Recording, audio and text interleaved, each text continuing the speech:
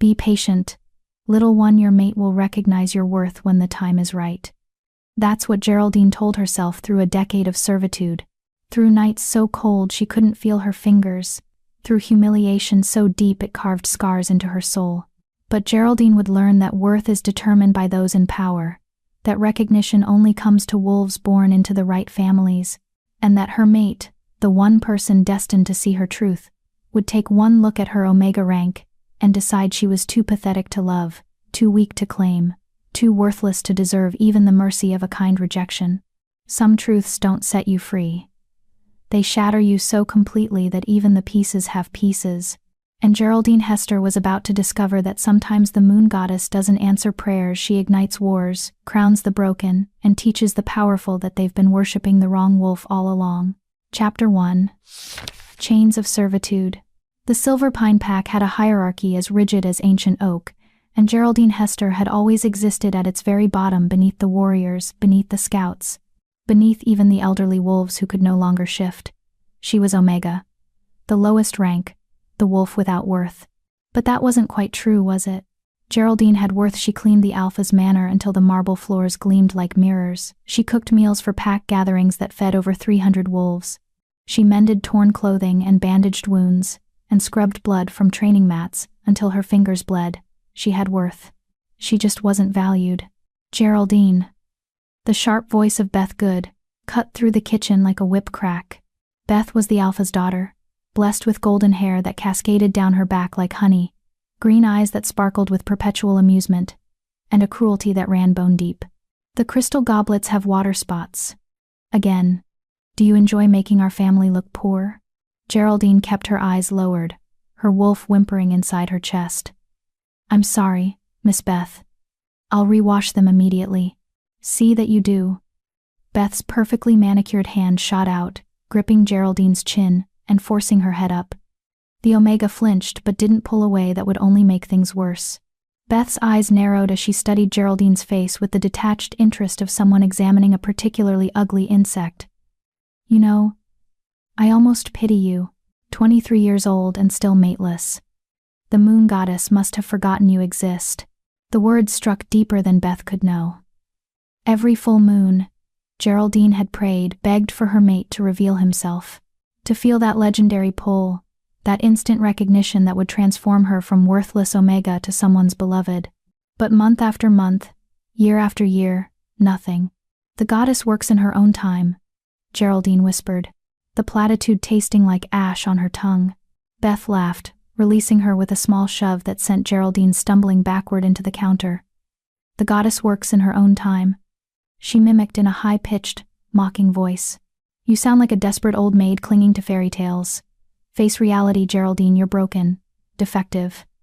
No wolf wants a mate who can barely shift and has the backbone of a field mouse. The kitchen door swung open before Geraldine could respond, and her traitorous heart seized in her chest. Owen Kane stepped inside, and the entire world narrowed to just him. Owen was Beta of the Silver Pine Pack, second only to Alpha Blake Todd himself. He was everything Geraldine wasn't: powerful, confident, respected. His dark hair fell just past his ears, perpetually tousled as if he'd just come from a run through the forest. His eyes were the color of amber, sharp and intelligent. His body was all lean muscle and controlled strength, the kind of wolf who could kill an enemy without breaking a sweat. And he was Geraldine's mate. She'd known for exactly 48 hours. 2 days ago, during the full moon celebration, she'd been serving drinks when their eyes had met across the bonfire. The mate bond had snapped into place like a rubber band pulled too tight, and finally released a golden thread connecting her soul to his, thrumming with recognition and longing and rightness. She'd nearly dropped the tray of glasses. Her wolf had surged forward, desperate to run to him, to present herself, to finally claim what the moon goddess had promised her. But Owen's face had done something strange. His eyes had widened, his nostrils had flared as he scented her, and then, nothing. He'd turned away, walked off into the darkness as if she didn't exist. Geraldine had convinced herself she'd imagined his reaction. Maybe he'd been shocked. Maybe he needed time to process. Maybe he was waiting for the right moment to approach her privately, to sweep her into his arms and tell her that her suffering was over, that she'd never be alone again. 48 hours of maybe. Owen. Beth's voice turned syrupy sweet, her whole demeanor transforming in an instant. She pressed against him in a way that made Geraldine's wolf snarl with jealous rage. I didn't know you were stopping by. Are you here for father? Actually, Owen's voice was deep and smooth, the kind of voice that made Geraldine's knees weak despite herself. I'm here for Geraldine. Time stopped. Beth's mouth fell open. Geraldine's heart hammered so hard she thought it might burst through her ribs. Hope desperate. Painful hope bloomed in her chest like a flower breaking through concrete. He was here for her. He'd come to claim her. The goddess hadn't forgotten. Geraldine. Owen's amber eyes met hers. And they were cold, completely, utterly cold. I need to speak with you. Alone. Beth looked between them, her face twisting with confusion and something that looked suspiciously like jealousy. Why would you need to speak with her alone? Pack business. Owen's tone left no room for argument. Leave us. For a moment Beth looked ready to protest. But even the Alpha's daughter didn't argue with the beta. She shot Geraldine a look of pure venom before stalking out, her designer shoes clicking sharply against the floor. The door closed. Silence filled the kitchen like smoke. Geraldine's hands trembled as she wiped them on her apron. Owen, I've been wanting to talk to you. Since the full moon, I know what you felt. He cut her off, his voice flat. From his jacket pocket, he pulled out a thick envelope. Official pack letterhead. The kind used for important documents. Binding documents. Her wolf began to whimper. I'm not going to waste your time or mine with pretty speeches. Owen continued, setting the envelope on the counter between them like a barrier. You're my mate, I know it, you know it, the bond is real. Joy exploded in her chest. And I'm rejecting you. And died instantly, crushed under the weight of 3 words. What? The word barely made it past her lips. Owen's face remained impassive, as if he were discussing the weather rather than destroying her entire world. I, Owen Kane, beta of the Silver Pine Pack, formally reject you, Geraldine Hester, as my mate. These papers make it official. Sign them, and the bond will be severed completely. We'll both be free to find more suitable partners. Geraldine's vision blurred. But the moon goddess chose us. We're destined. Destiny made a mistake. His words were surgical, precise, designed to cut deep. Look at yourself, Geraldine. You're Omega, the lowest rank. You can barely shift without exhausting yourself. You have no family, no connections, no value to the pack beyond scrubbing floors. Did you really think I'd tie myself to that? To you? Each word was a knife between her ribs. I'm beta, he continued, his voice never rising, never showing emotion. I'll be alpha someday when Blake steps down. I need a mate who can stand beside me, who can lead, who can make the pack respect us. Not someone the entire pack sees as a servant. Not someone who makes me look weak. I could get stronger, Geraldine heard herself say, hating how small her voice sounded. I could train. I could. You can't change what you are. Owen picked up the envelope and held it out to her. Sign the papers, Geraldine. Don't make this harder than it needs to be. Her hand shook as she took the envelope. Inside were official rejection documents, stamped with the pack seal. All it needed was her signature. And if I refuse? She didn't know where the question came from, some tiny spark of defiance that hadn't been completely extinguished. Owen's laugh was short and humorless. Then you suffer. The mate bond doesn't disappear just because it's inconvenient. You'll feel every moment I'm with someone else. Every time I touch another woman, you'll feel it like acid in your veins. Every time I eventually mark someone else as my chosen mate, you'll feel your soul tearing apart. Is that what you want? Tears burned in her eyes, but she refused to let them fall. Not in front of him. Why are you being so cruel? I'm not being cruel. I'm being practical. He pulled out a pen and set it beside the envelope. Sign, Geraldine. Accept reality. You were never meant for someone like me. The sooner you accept that, the sooner we can both move on. Her wolf was howling inside her, thrashing against the cage of her ribs, begging her not to do this. The mate bond, even newly formed, was already woven through her soul. Severing it would be like ripping out her own heart. But what choice did she have? Stay bonded to a man who looked at her with disgust? Feel him with other women? Watch him build a life with someone else while she withered away? Connected to someone who despised her existence? Geraldine picked up the pen. Her hand trembled so badly she could barely hold it. "Smart choice," Owen said. "And was that?" Relief in his voice. She pressed the pen to paper. The kitchen door burst open. "Beta Owen." A young warrior stumbled inside, his face flushed with excitement. "The Alpha King is here. King Marvin himself. He's arrived at the pack borders with his royal guard." Owen's face went pale. "The Alpha King? Here? Why wasn't I informed?" "He just arrived, sir. Alpha Blake is gathering the council now. He's requesting all high-ranking wolves present themselves immediately." Owen cursed under his breath, already moving toward the door. He paused, glancing back at Geraldine. "Sign those papers. Leave them on my desk. I'll finalize everything after the king's visit." Then he was gone. The door swinging shut behind him. Geraldine stood alone in the kitchen, rejection papers in one hand, pen in the other, her entire world crumbling around her ears. The Alpha King had come to Silverpine Pack, and she had a decision to make. Chapter 2. When Royalty Calls. Geraldine's hands wouldn't stop shaking. She stood in the kitchen for what felt like hours but was probably only minutes, staring at the rejection papers spread across the counter like a death sentence. The pen felt heavy as lead in her grip. All she had to do was sign. 3 letters of her name, G, H, signature flourish, and it would be over. The mate bond would snap like a dried twig. She'd be free.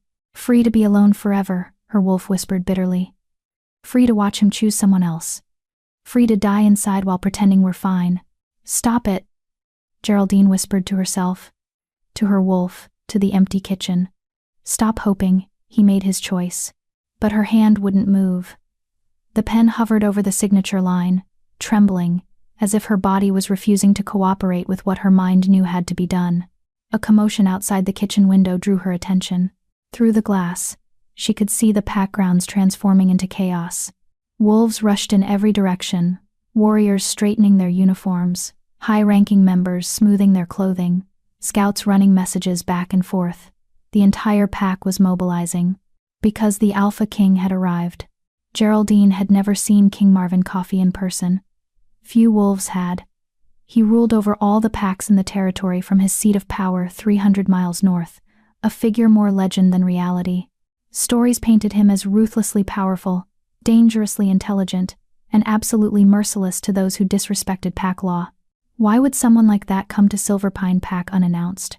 "Not your concern," she told herself firmly. "You're Omega. Whatever business the king has here, it has nothing to do with you." She looked back down at the papers, picked up the pen again. This time, she pressed it to paper, and began to write. "Geraldine." Beth's shriek from somewhere in the manor made her jump, the pen skittering across the page and leaving an ugly ink slash across the document. "Geraldine, get out here right now." Dread pooled in Geraldine's stomach. She quickly shoved the papers back into the envelope and tucked it into her apron pocket. She'd finish this later, in private, where no one could watch her heart break, and hurried out of the kitchen. She found Beth in the main foyer, surrounded by 4 other high-ranking she-wolves, all of them in various states of panic. "There you are." Beth grabbed Geraldine's arm hard enough to bruise. "The king is coming to the manor. Here. To our home. Everything needs to be perfect. The grand hall needs to be prepared for a formal audience. Refreshments need to be prepared." And she thrust a basket into Geraldine's hands. "Someone needs to gather fresh nightshade and wolfsbane from the garden for the ceremonial table arrangements." Geraldine blinked. "Nightshade and wolfsbane? But those are symbolic," Beth snapped. "They represent strength and immunity to poison. It's traditional for Alpha King visits. Obviously you wouldn't know that, being Omega. But try to keep up. The garden. Now, don't come back until you have enough for 12 arrangements." Before Geraldine could respond, Beth had already turned away, barking orders at the other she-wolves about proper bowing techniques and formal address protocols. Geraldine clutched the basket and slipped out the side door, grateful for the escape. The garden was located at the far edge of the manor grounds, a sprawling piece of land where the pack grew both medicinal herbs and decorative flowers. It was Geraldine's favorite place in Silverpine, the only place where no one bothered her, where she could breathe without someone criticizing how she did it.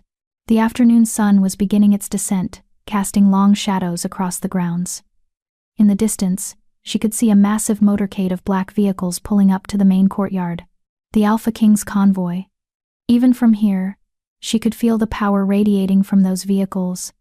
The kind of concentrated dominance that made her wolf want to bare her throat in submission. She turned away quickly and headed into the garden. The nightshade was easy to find, tall stalks with bell-shaped purple flowers that were beautiful and deadly in equal measure. She carefully cut several stems, placing them in her basket. The wolfsbane took longer to locate, tucked away in the shadier corner of the garden where the most dangerous plants grew. She was reaching for a particularly full stalk when she felt it. A pull. Not the mate bond that was a specific, targeted sensation. A golden thread connecting her to Owen. This was something different. Bigger. Like a compass needle suddenly spinning wildly, trying to orient itself to a magnetic north that hadn't existed moments before. Geraldine froze, her hand hovering over the wolfsbane. Her wolf was awake. Alert.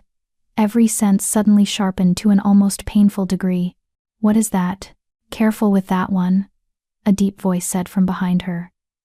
"Wolfsbane, that mature can burn even through gloves if you're not cautious." Geraldine spun around so fast she nearly dropped her basket.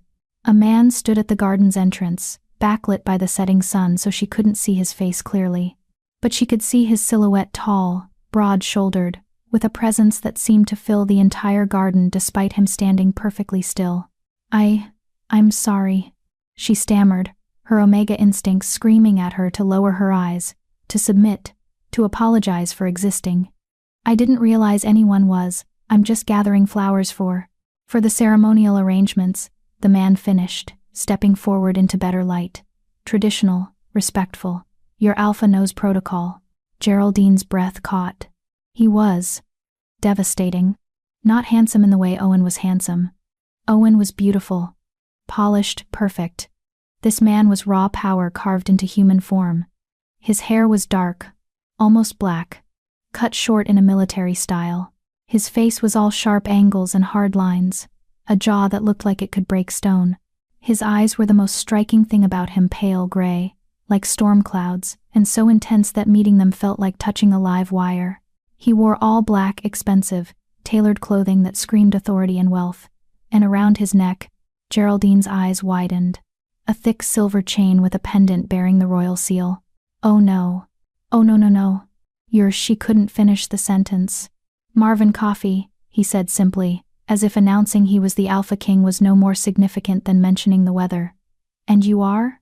Her mouth had gone completely dry. She dropped into a clumsy curtsy, nearly losing her grip on the basket. "G. Geraldine Hester. Your Majesty. Omega of Silverpine Pack. I'm so sorry. I didn't mean to. I should have recognized. I'll leave immediately." "Stay." The command was quiet but absolute. Geraldine's body obeyed before her mind could process it, freezing in place. King Marvin moved closer, his footsteps silent despite his size. He was studying her with those storm-gray eyes, his expression unreadable. "You're the one they have gathering poisonous plants alone? No supervision? No protective gear?" I've done this many times, Your Majesty. I'm careful." "Careful." He repeated the word as if tasting it. "And if you were to make a mistake? If you were to absorb too much through your skin? Who would notice? Who would care?" The questions struck harder than they should have. Because the answer was obvious. No one. Geraldine swallowed hard. "I'm Omega, Your Majesty. This is what I do. What I'm useful for." Something flickered across his face. Anger? Disgust? It was gone too quickly for her to identify. "Is that what they've taught you?" His voice had gone dangerously soft. "That you're only as valuable as your rank?" She didn't know how to answer that. Because yes, that was exactly what she'd been taught. What she'd internalized so deeply. It was practically written on her bones. King Marvin reached past her, his arm brushing her shoulder, sending an electric jolt through her entire body, and plucked the wolfsbane stem she'd been reaching for. His hands were bare. The poisonous plant should have burned him instantly. It didn't. He held it up to the fading light, examining it with the casual interest of someone who had nothing to fear from poison or pain.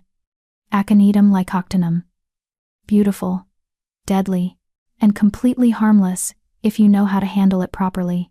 He placed the stem carefully in her basket, then met her eyes again. The world tilted. That pull she'd felt earlier, that strange, overwhelming magnetic sensation intensified 100-fold. Her wolf threw itself against her consciousness, desperate and confused and yearning for something she couldn't name. "Your Majesty." A sharp voice cut through the moment. Owen Kane appeared at the garden entrance, slightly out of breath, his expression caught between respect and barely concealed irritation. "We've been looking everywhere for you. Alpha Blake has prepared the formal greeting in the Grand Hall." "I'm aware." King Marvin didn't look away from Geraldine. "I was introducing myself to Miss Hester." Owen's face went through several expressions in rapid succession. Confusion, realization, horror. "Geraldine is just our Omega." "Your Majesty. She doesn't need to be included in. I'll decide what I need." The temperature in the garden seemed to drop 10 degrees. King Marvin finally turned to look at Owen, and Geraldine watched her almost former mate actually take a step backward. "You're Beta Owen Kane, correct?" "Yes, Your Majesty." "Good. I'll want to speak with you privately later. I have some questions about Silverpine Pack's structure." His gaze flickered to Geraldine, then back to Owen. "Among other things." Owen's jaw tightened. "Of course, Your Majesty. Whatever you need." "Miss Hester." King Marvin turned back to her, and his voice gentled slightly. "Finish gathering your flowers, then come to the Grand Hall. I want you present for the formal audience." Geraldine's mind went blank. "Your Majesty, I don't think I'm not supposed to." "Consider it a royal command." The corner of his mouth twitched. Was that almost a smile? "I suspect this pack meeting will concern you more than you realize." Then he was walking away, Owen scrambling to keep pace beside him, leaving Geraldine alone in the garden with a basket full of poison and a heart full of questions she didn't dare ask. What was happening? Why had the Alphaking spoken to her to an Omega like she mattered? And why, when he'd stood close to her, had her wolf reacted like, no, that was impossible. Geraldine looked down at her apron pocket, where the rejection papers were still tucked away, unsigned. Something told her that before this night was over, her entire world was going to change. She just didn't know if it would be for better or worse. Chapter 3: Shattered Illusions. The Grand Hall of Silverpine Pack Manor was a monument to wealth and power that the pack couldn't quite afford. Crystal chandeliers hung from vaulted ceilings, their light reflecting off polished marble floors. Tapestries depicting ancient wolf legends lined the walls. Victories in battle, legendary alphas, the moon goddess herself blessing the packs with her silver light. Geraldine had cleaned this room 1,000 times. She knew every corner, every shadow, every place where dust liked to hide. She'd never been allowed inside during an actual formal gathering. Now she stood near the back wall, clutching her empty basket, feeling like an imposter. Around her, the high-ranking wolves of Silverpine Pack had assembled, warriors in their dress uniforms, council members in expensive suits, the Alpha's family in clothing that probably cost more than Geraldine earned in a year. And every single one of them kept shooting her confused, hostile looks. What is the Omega doing here? Why isn't she in the kitchen where she belongs? Who gave her permission to attend? Beth Good stood near the front with her father, Alpha Blake Todd, and she looked ready to commit murder. Her green eyes kept darting to Geraldine, promising retribution later for this breach of protocol. Geraldine wanted to disappear into the floor. All rise for His Majesty, Alphaking Marvin Coffey, ruler of the Northern Territories, first among Alphas, keeper of pack law. The formal announcement came from a royal guard, a massive wolf with scars across his face and eyes that had seen too much violence. The entire room rose as one. Heads bowed in respect. King Marvin entered the Grand Hall, and the temperature seemed to drop. He moved with the fluid grace of a predator, his presence filling the space like smoke. 2 royal guards flanked him, but they were unnecessary. No one in this room would dare challenge him. His storm-gray eyes swept across the assembled wolves with the detached interest of someone evaluating potential threats. When his gaze landed on Geraldine, hidden in the back, it lingered for just a moment, then moved on. Alpha Blake, King Marvin's voice carried effortlessly across the hall. Thank you for receiving me on such short notice. Blake Todd stepped forward, bowing deeply. He was a handsome wolf in his 50s, silver threading through his dark hair, his build still strong despite his age. Your Majesty, Silverpine Pack is honored by your presence. Our home is yours. Whatever you need, I need information. King Marvin cut him off, with surgical precision. And I need honesty. Can you provide both? A ripple of tension spread through the room. Blake's smile faltered slightly. Of course, Your Majesty. Silverpine Pack has always been loyal to the crown. We have nothing to hide. Good. King Marvin settled into the ornate chair that had been prepared for him, essentially a throne, Geraldine noted and steepled his fingers. Then let's begin with a simple question. How many Omegas does your pack currently have? The question hung in the air like a blade. Blake blinked, clearly confused by the inquiry. Omegas, Your Majesty? We have, let me think, perhaps 15, 20? They're not exactly tracked with the same detail as our warriors, or 15 or 20? King Marvin's voice had gone dangerously soft. You don't know the exact number of your lowest-ranking pack members? With respect, Your Majesty, Owen Kane stepped forward, his voice smooth and diplomatic. Omegas come and go. Some leave to join other packs, some don't survive the winter months. Keeping precise records would be basic pack management. King Marvin's eyes locked onto Owen, and Geraldine saw her almost former mate pale slightly. Every wolf in a pack, regardless of rank, should be documented, protected, valued. Or have the old laws changed without my knowledge? The room had gone deathly silent. Alpha Blake cleared his throat. Your Majesty, I assure you, we follow all pack laws to the letter. Our Omegas are provided, for they have shelter, food, work. King Marvin stood, and the movement was so sudden that several wolves near him flinched. Tell me, Alpha Blake, what kind of work do your Omegas perform? They handle domestic duties, cleaning, cooking, maintenance, gathering poisonous plants without protective gear? Blake's face went blank. I'm not sure I understand. I found one of your Omegas in the garden earlier, King Marvin said, his voice carrying an edge that made Geraldine's skin prickle with warning. Alone, handling wolfsbane and nightshade with bare hands. When I asked her about safety protocols, she seemed confused by the concept of her own well-being mattering.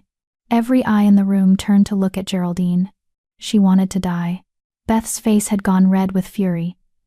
Owen looked like he'd swallowed glass.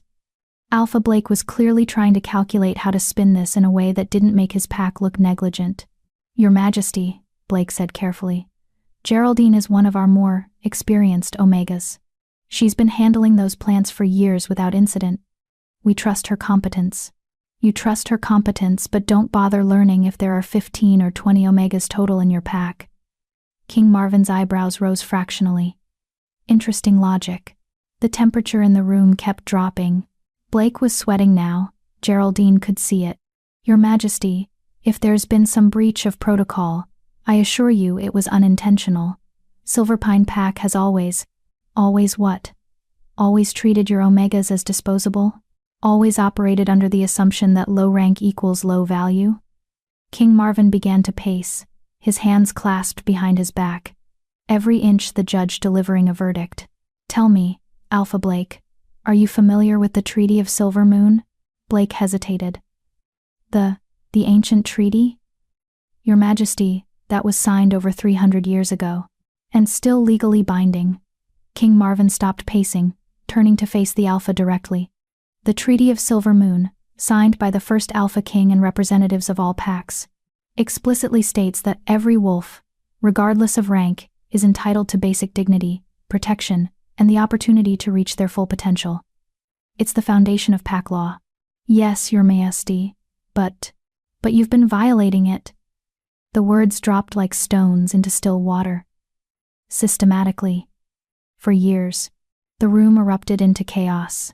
Wolves began speaking over each other, Protests and denials and confused questions all blending together into noise. Alpha Blake's face had gone from red to white. Beth looked like she was about to faint. Owen's jaw was clenched so tight Geraldine thought she heard his teeth crack. King Marvin raised one hand. Instant silence. "I'm not here to punish you," he said, though his tone suggested punishment was absolutely on the table. "I'm here to investigate. There have been reports, complaints from Omegas who left Silverpine and sought refuge in other packs. Stories of mistreatment, neglect, and systemic abuse. Lies," Beth burst out, then immediately clamped her hand over her mouth when her father shot her a murderous look. King Marvin's attention swiveled to her with the precision of a predator spotting prey. "Lies? Tell me, miss."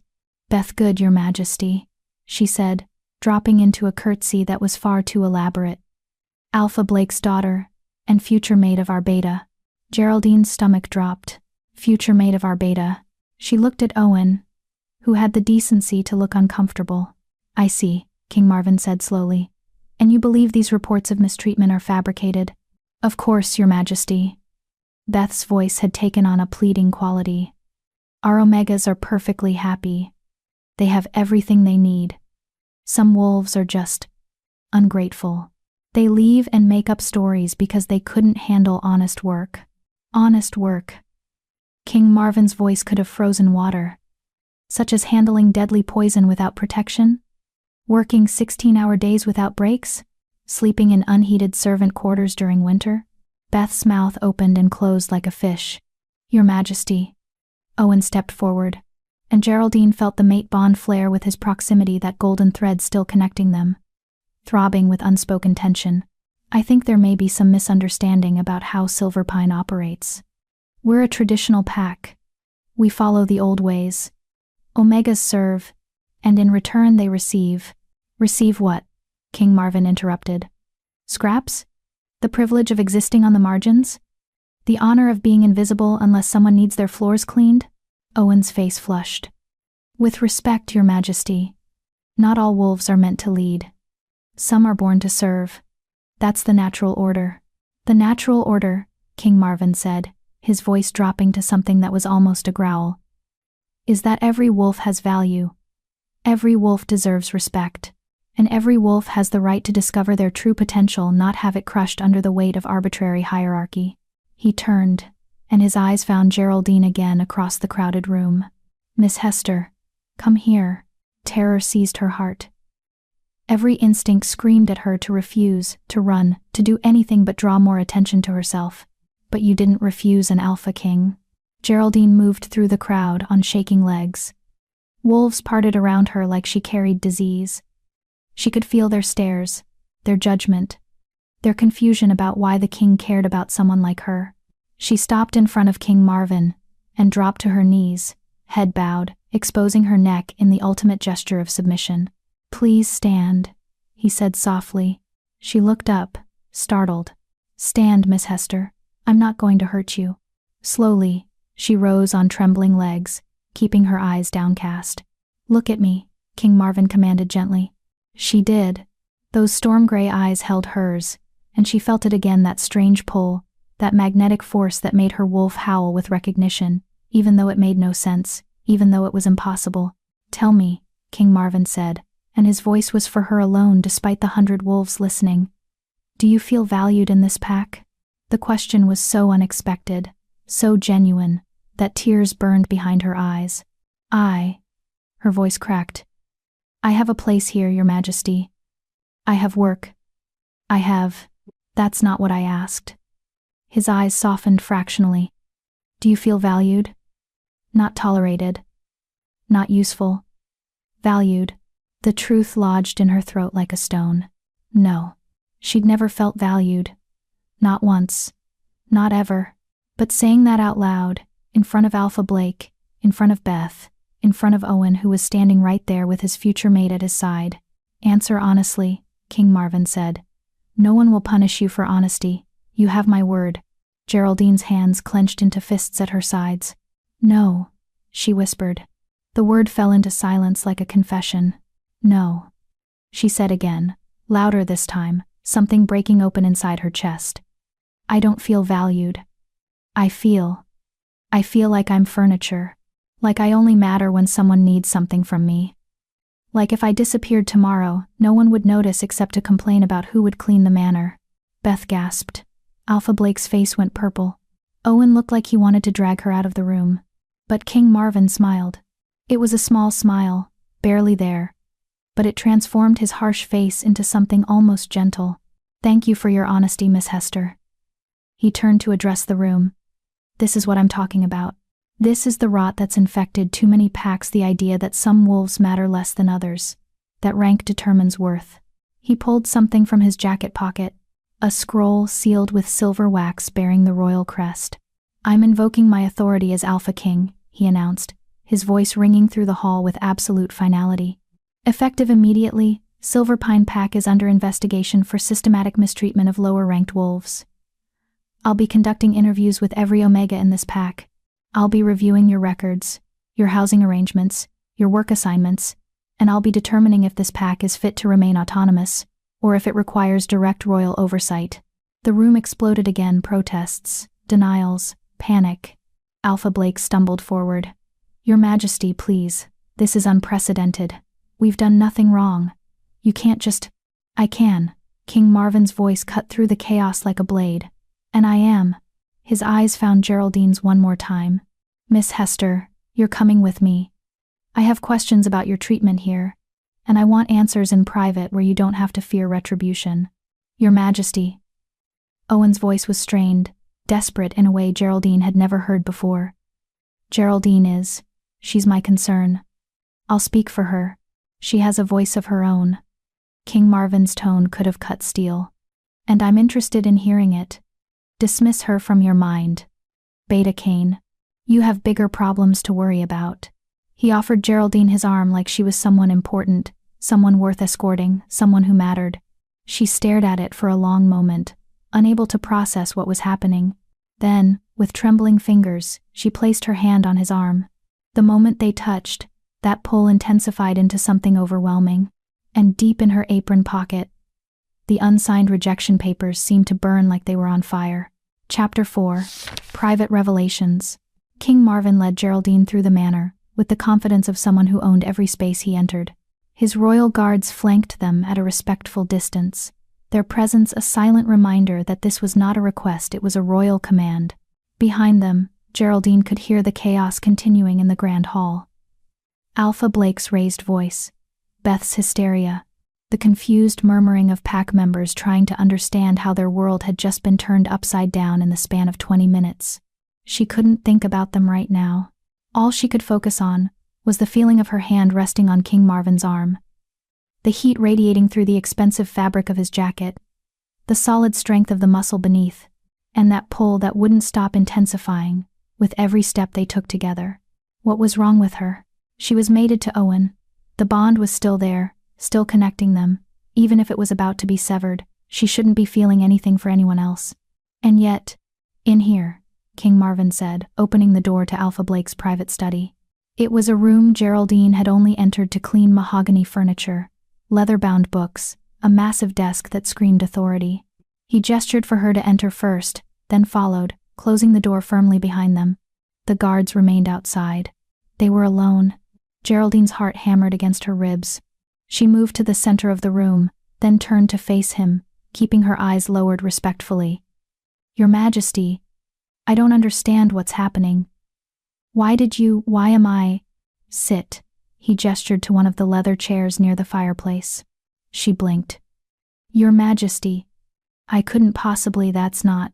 Geraldine. The way he said her name firm but not unkind made her wolf perk up with interest. Please sit. We need to talk, and I'd prefer you not spend the entire conversation looking like you're about to bolt.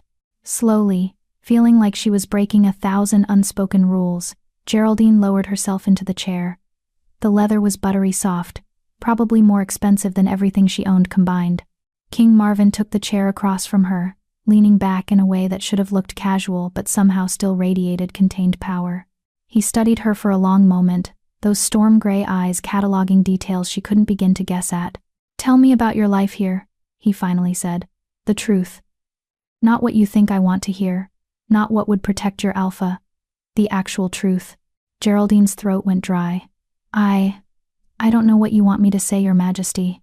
Start with the basics. Where do you sleep? The question was so simple, so mundane, that it caught her off guard. In the servant quarters. Behind the kitchen. There are 8 of us in one room, 4 sets of bunk beds. Heating? We share blankets. Sometimes the kitchen stove stays warm enough that we can feel it through the wall. His jaw tightened fractionally. And you're paid for your work? Geraldine almost laughed. Omegas don't get paid, Your Majesty. We receive room and board in exchange for service. That's how it's always been. How many hours do you work each day? She had to think about it. I wake at 4 in the morning to start breakfast preparation. I usually finish cleaning after dinner, around 10 or 11 at night, sometimes later if there's a pack event, 17 to 19 hours a day. His voice had gone flat. 7 days a week? Omegas don't get days off, Your Majesty. The work doesn't stop. And medical care? If you're injured or ill? We take care of each other. There's an older Omega, she knows some healing herbs. We make do. You make do. He repeated the words like they tasted bitter. You work 19 hours a day, 7 days a week, sleep in unheated quarters, receive no pay, and have no access to proper medical care. Is that accurate? When he said it like that, laid out in stark terms, it sounded wrong. But it was just how things were. How they'd always been. It's not as bad as it sounds, Your Majesty, she found herself saying, though she wasn't sure why she was defending Silverpine. We have food. We have shelter. Some packs don't even take in Omegas at all.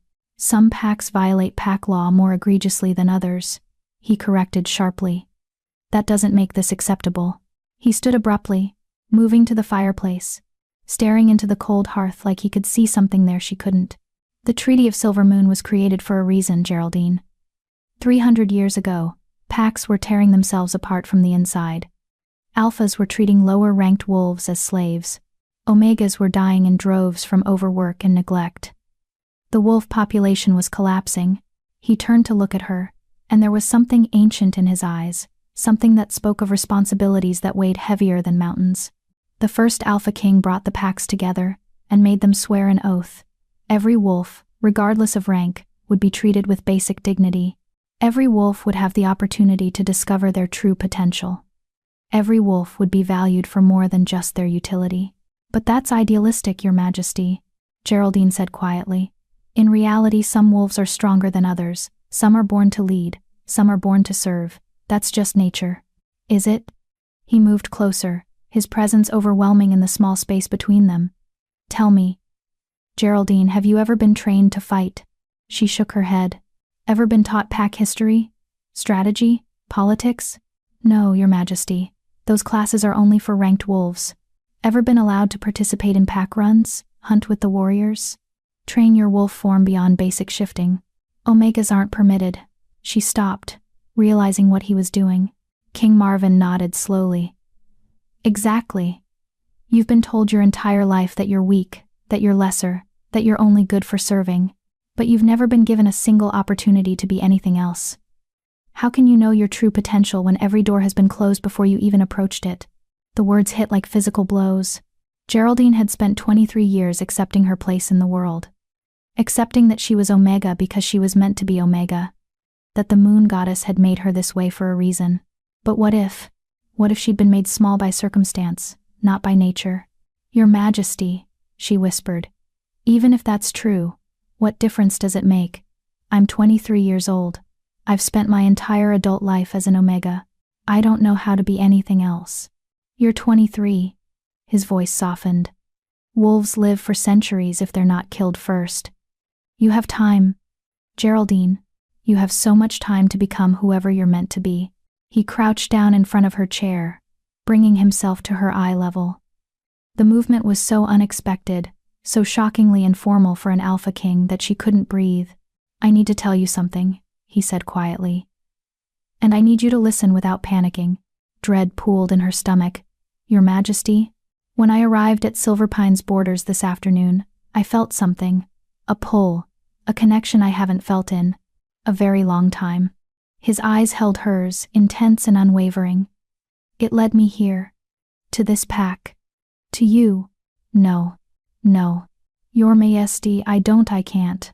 I know you're mated, he said, and pain flickered across his face so quickly she almost missed it.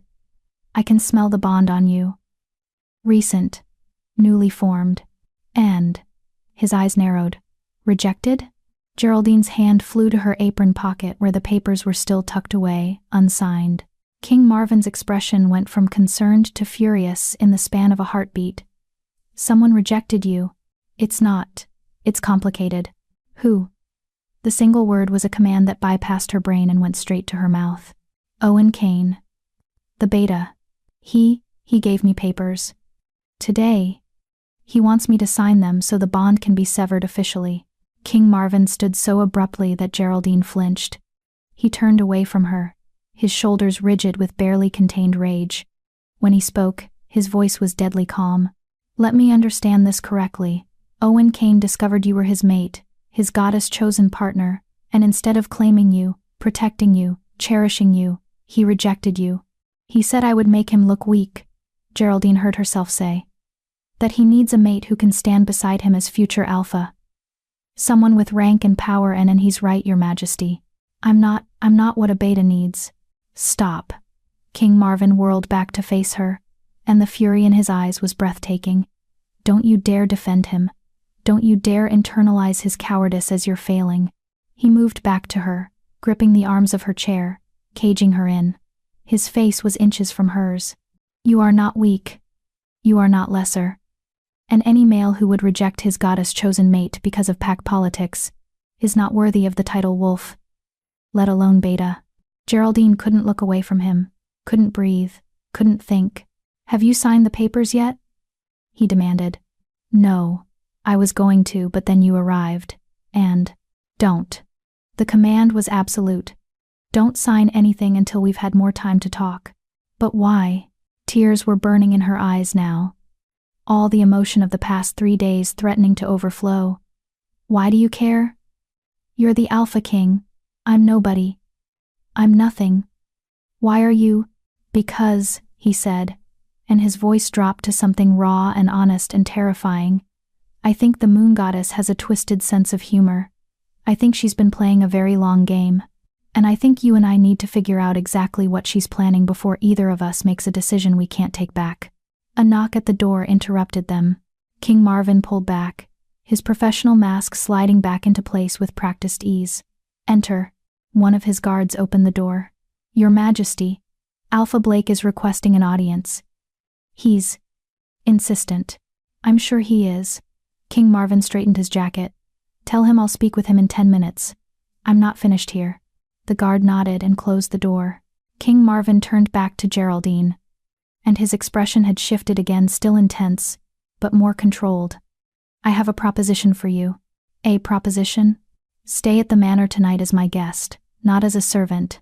I'm commandeering one of the guest suites for you, a proper room with heat and privacy. Tomorrow, I want to begin formal interviews with all the Omegas in Silverpine Pack. I want you to help me. Geraldine stared at him. Your Majesty, I can't. The other Omegas won't talk honestly in front of me. I'm one of them. They'll think I'm trying to get them in trouble. Then help me earn their trust. Be my liaison. Show them that I'm serious about making changes, about enforcing pack law, about giving them the dignity they deserve. But why me? There are other Omegas who are older, more respected. Because you were honest with me, he said simply. In front of your entire pack, despite the consequences, you told the truth. That takes courage. And courage is exactly what I need right now. He offered her his hand. Will you help me, Geraldine Hester? She stared at his outstretched hand like it was a lifeline thrown to someone drowning. Everything in her life had taught her to stay small, stay quiet, stay in her place. Accepting this, helping the Alpha King investigate her own pack, would make her a target. Beth would hate her even more. Alpha Blake might try to have her exiled. Owen had already rejected her. What did she have to lose? Slowly, Geraldine placed her hand in his. The moment their skin touched, that pull flared so intensely that she gasped. Her wolf surged forward, recognizing something, demanding something, and King Marvin's eyes flashed gold. Not the normal amber gold of a wolf's eyes. Pure molten gold. The color of royalty. The color of power that shouldn't exist. He pulled his hand back quickly, but not before she saw the shock on his face, as if he'd felt it too, whatever that was. "Your Majesty?" Her voice was barely a whisper. "Get some rest tonight," he said, his voice slightly unsteady. "We have a lot of work to do tomorrow. And Geraldine?" "Yes, Your Majesty?" "Don't sign those papers, promise me." She should ask why. She should demand an explanation. She should do 100 things that a smart, self-preserving wolf would do. Instead, she nodded. "I promise." His shoulders relaxed fractionally. "Good. Now let's get you settled before Alpha Blake breaks down the door. I have a feeling he and I are going to have a very long, very unpleasant conversation about how he runs his pack." As they moved toward the door, Geraldine's hand drifted back to her apron pocket. To the rejection papers that would sever her bond with Owen forever. Papers she'd almost signed. Papers she'd been desperate to sign just hours ago. Now, with the Alpha King's command still ringing in her ears and that inexplicable pull thrumming between them like a living thing, she wasn't sure what she wanted anymore.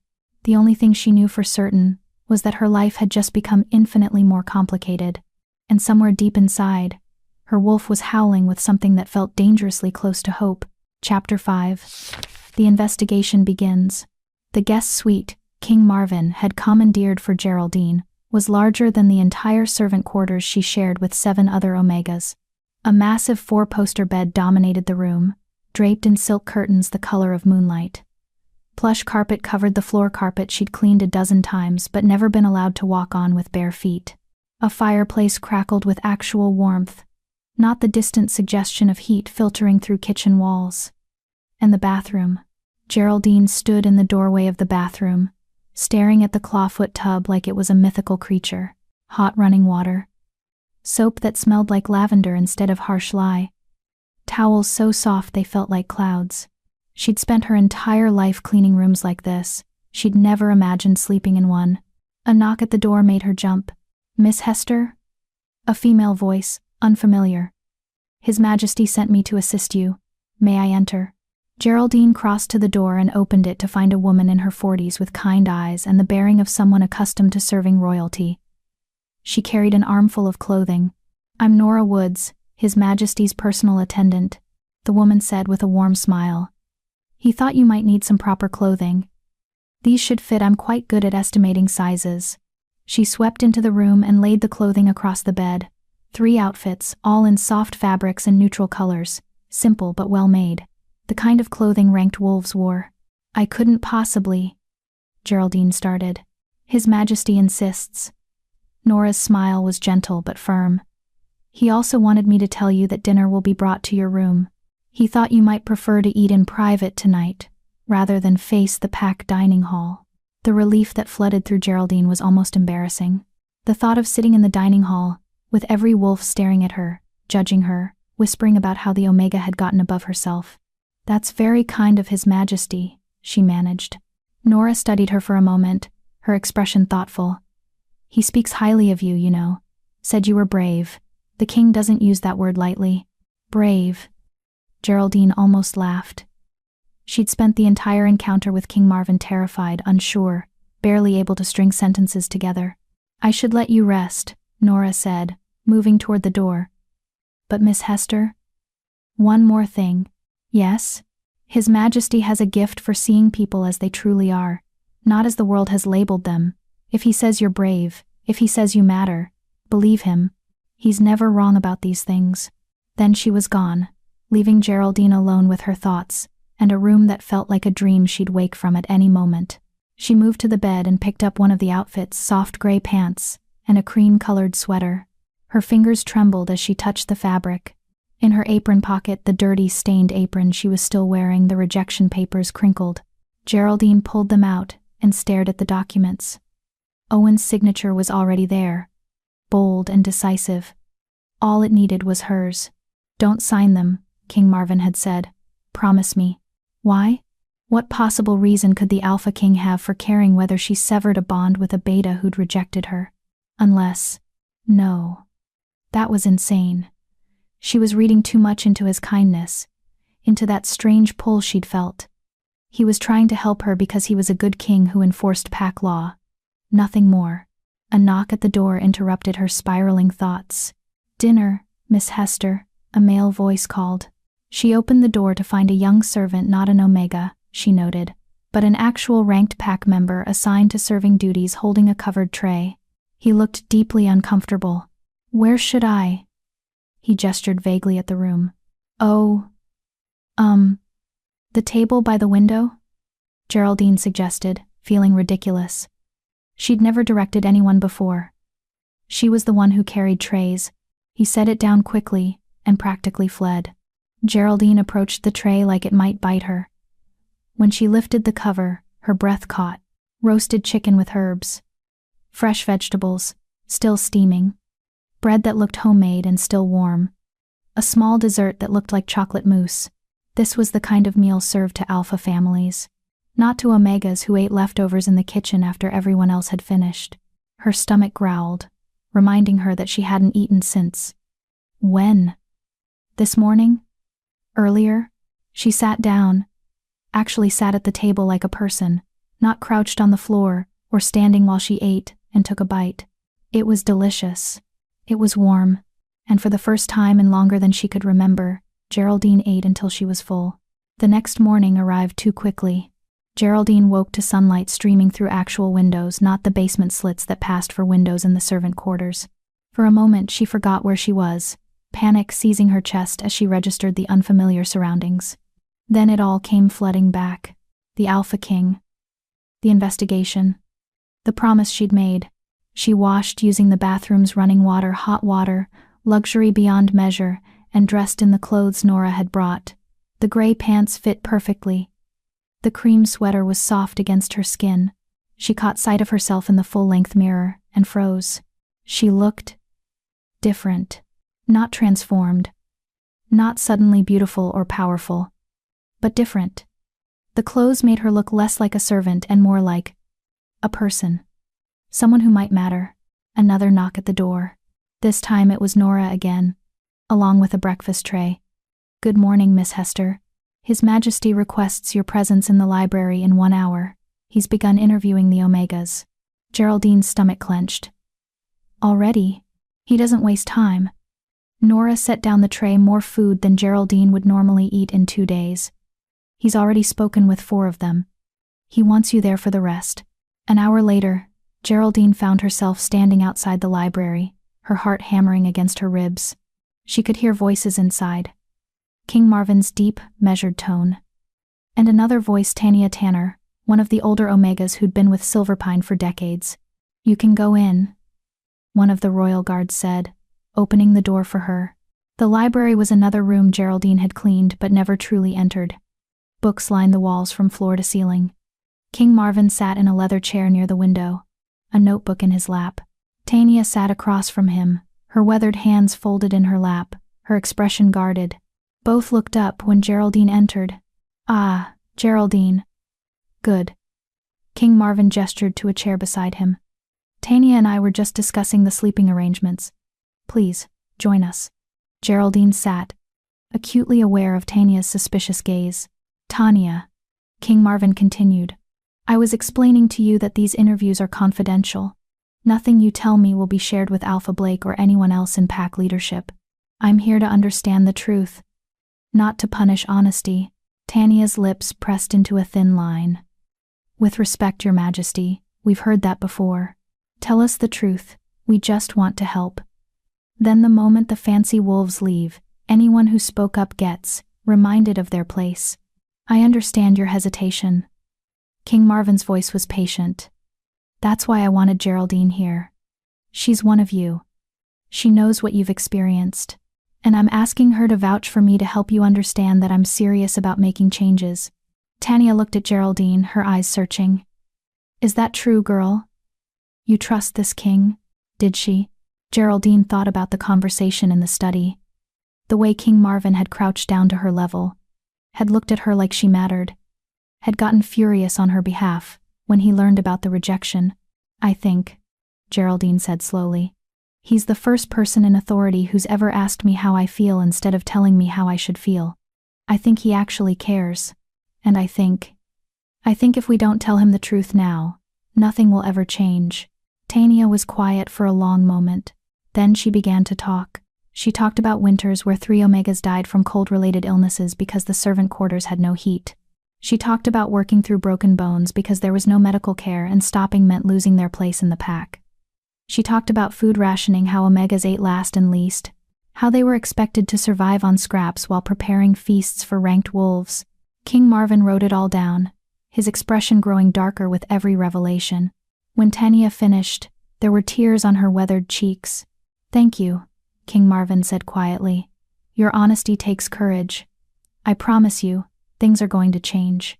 Tanya stood to leave, then paused at the door. "Your Majesty? One more thing." "Yes? There's a room, in the basement, where they send Omegas who cause problems, who talk back or work too slowly or make mistakes." Her voice had gone very quiet. "We call it the correction room. You should know about it." King Marvin's pen stopped moving. "What happens in this correction room?" But Tanya had already left, the door closing softly behind her. The silence in the library was deafening. "Geraldine," King Marvin's voice was deadly calm. "Do you know what she's talking about?" Geraldine's mouth had gone dry. Yes, Your Majesty. Have you been there?" The memory flashed dark, cold, the smell of mildew and fear. 3 days locked in darkness after she'd accidentally broken one of Beth's favorite vases. No food, no water, just darkness, and the certainty that no one cared if she lived or died. "Once," she whispered, 2 years ago." King Marvin stood abruptly. "Show me." "Your Majesty, I don't think." "Show me." It wasn't a request. The basement of Silverpine Manor was a maze of storage rooms and forgotten spaces. Geraldine led King Marvin through the dimness, his 2 guards following silently behind. They reached a door at the very end of a corridor. Heavy wood. A lock on the outside, no handle on the inside. "Here," Geraldine said, her voice barely audible. King Marvin tried the door. Locked. He looked at one of his guards, who produced a key ring and began trying different keys. "Your Majesty!" Owen Kane's voice echoed down the corridor. He appeared, slightly out of breath, his face flushed with anger. "What are you doing down here? This area is off limits." "By whose authority?" King Marvin didn't turn around. "By pack authority. These are private spaces." "There are no private spaces when I'm investigating systematic abuse." The lock clicked. King Marvin pushed the door open. The smell hit them first. Mildew and waste and old fear. The room was small, maybe 8 feet by 8 feet. No windows, no furniture. Just bare stone walls, and a floor covered in old straw that hadn't been changed in months. On one wall, scratches, tally marks, someone counting days. King Marvin stepped inside, and when he turned back to face them, his eyes were blazing gold. "How long?" His voice was barely controlled. "Do you typically keep Omegas locked in here?" Owen's face had gone pale. "Your Majesty, it's not what it looks like." "How long?" "A few days. Maybe a week. It depends on the infraction." "No food?" "No water?" "Water," Owen said quickly. "We give them water. Obviously. We're not monsters." "Aren't you?" King Marvin stepped out of the room and closed the door with a control that was somehow more terrifying than if he'd slammed it. "You lock Wolves pack members who are supposed to be under your protection in a room barely bigger than a closet, in complete darkness, with minimal food and water. As punishment for what? Working too slowly? Making mistakes?" "With respect, Your Majesty." Owen's voice had taken on a sharp edge. "You don't understand how Silverpine operates. These wolves need discipline. Structure. Without consequences they'd what? Realize they're being treated like prisoners instead of pack members?" Owen's jaw clenched. "Every pack has its own methods of maintaining order. You can't expect us to." "I can expect you to follow pack law." King Marvin was directly in front of Owen now, and though Owen was tall, the king seemed to tower over him. "And pack law is very clear about what constitutes abuse. This," he gestured to the door, "is abuse. This entire system is abuse. And it ends today.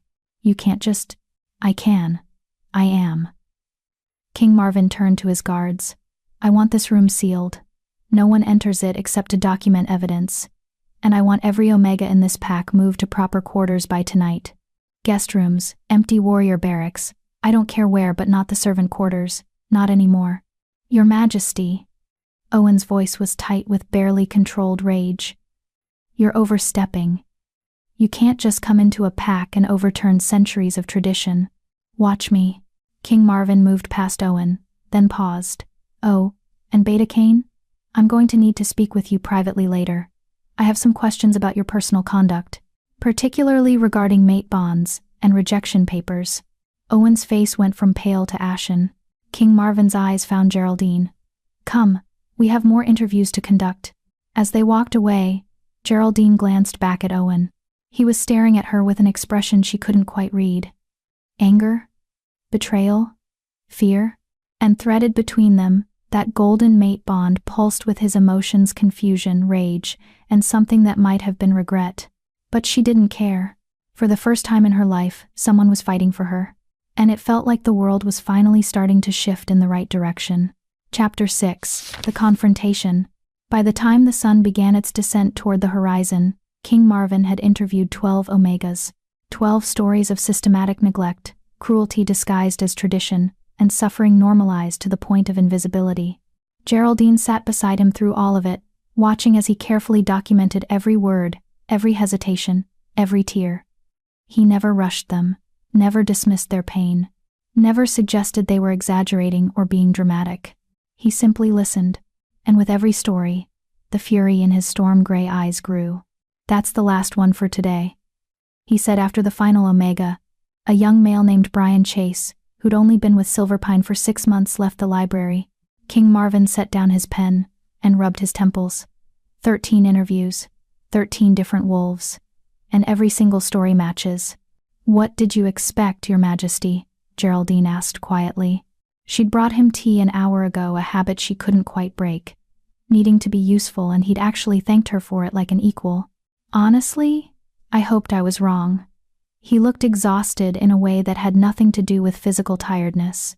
I hoped the reports I'd received were exaggerated, that maybe it was just 1 or 2 disgruntled wolves making accusations. But this, he gestured to his notebook, pages filled with accounts of abuse. This is institutional. This is how Silverpine operates. And that means Alpha Blake either knows and approves, or he's so negligent he doesn't know what's happening in his own pack. Either way, it's unacceptable. What happens now? Geraldine asked, though part of her wasn't sure she wanted to know. King Marvin stood, moving to the window. The pack grounds were visible below wolves going about their evening routines, completely unaware that their world was about to change. Now I confront Alpha Blake. Officially, with evidence he can't dismiss or explain away. He turned to look at her. And then I make some very difficult decisions about Silverpine's future. A knock at the door interrupted them. One of the royal guards entered. Your Majesty, Beta Owen Cain is outside. He's requesting a private audience. He says it's urgent. King Marvin's expression hardened. Does he now? How convenient. He looked at Geraldine.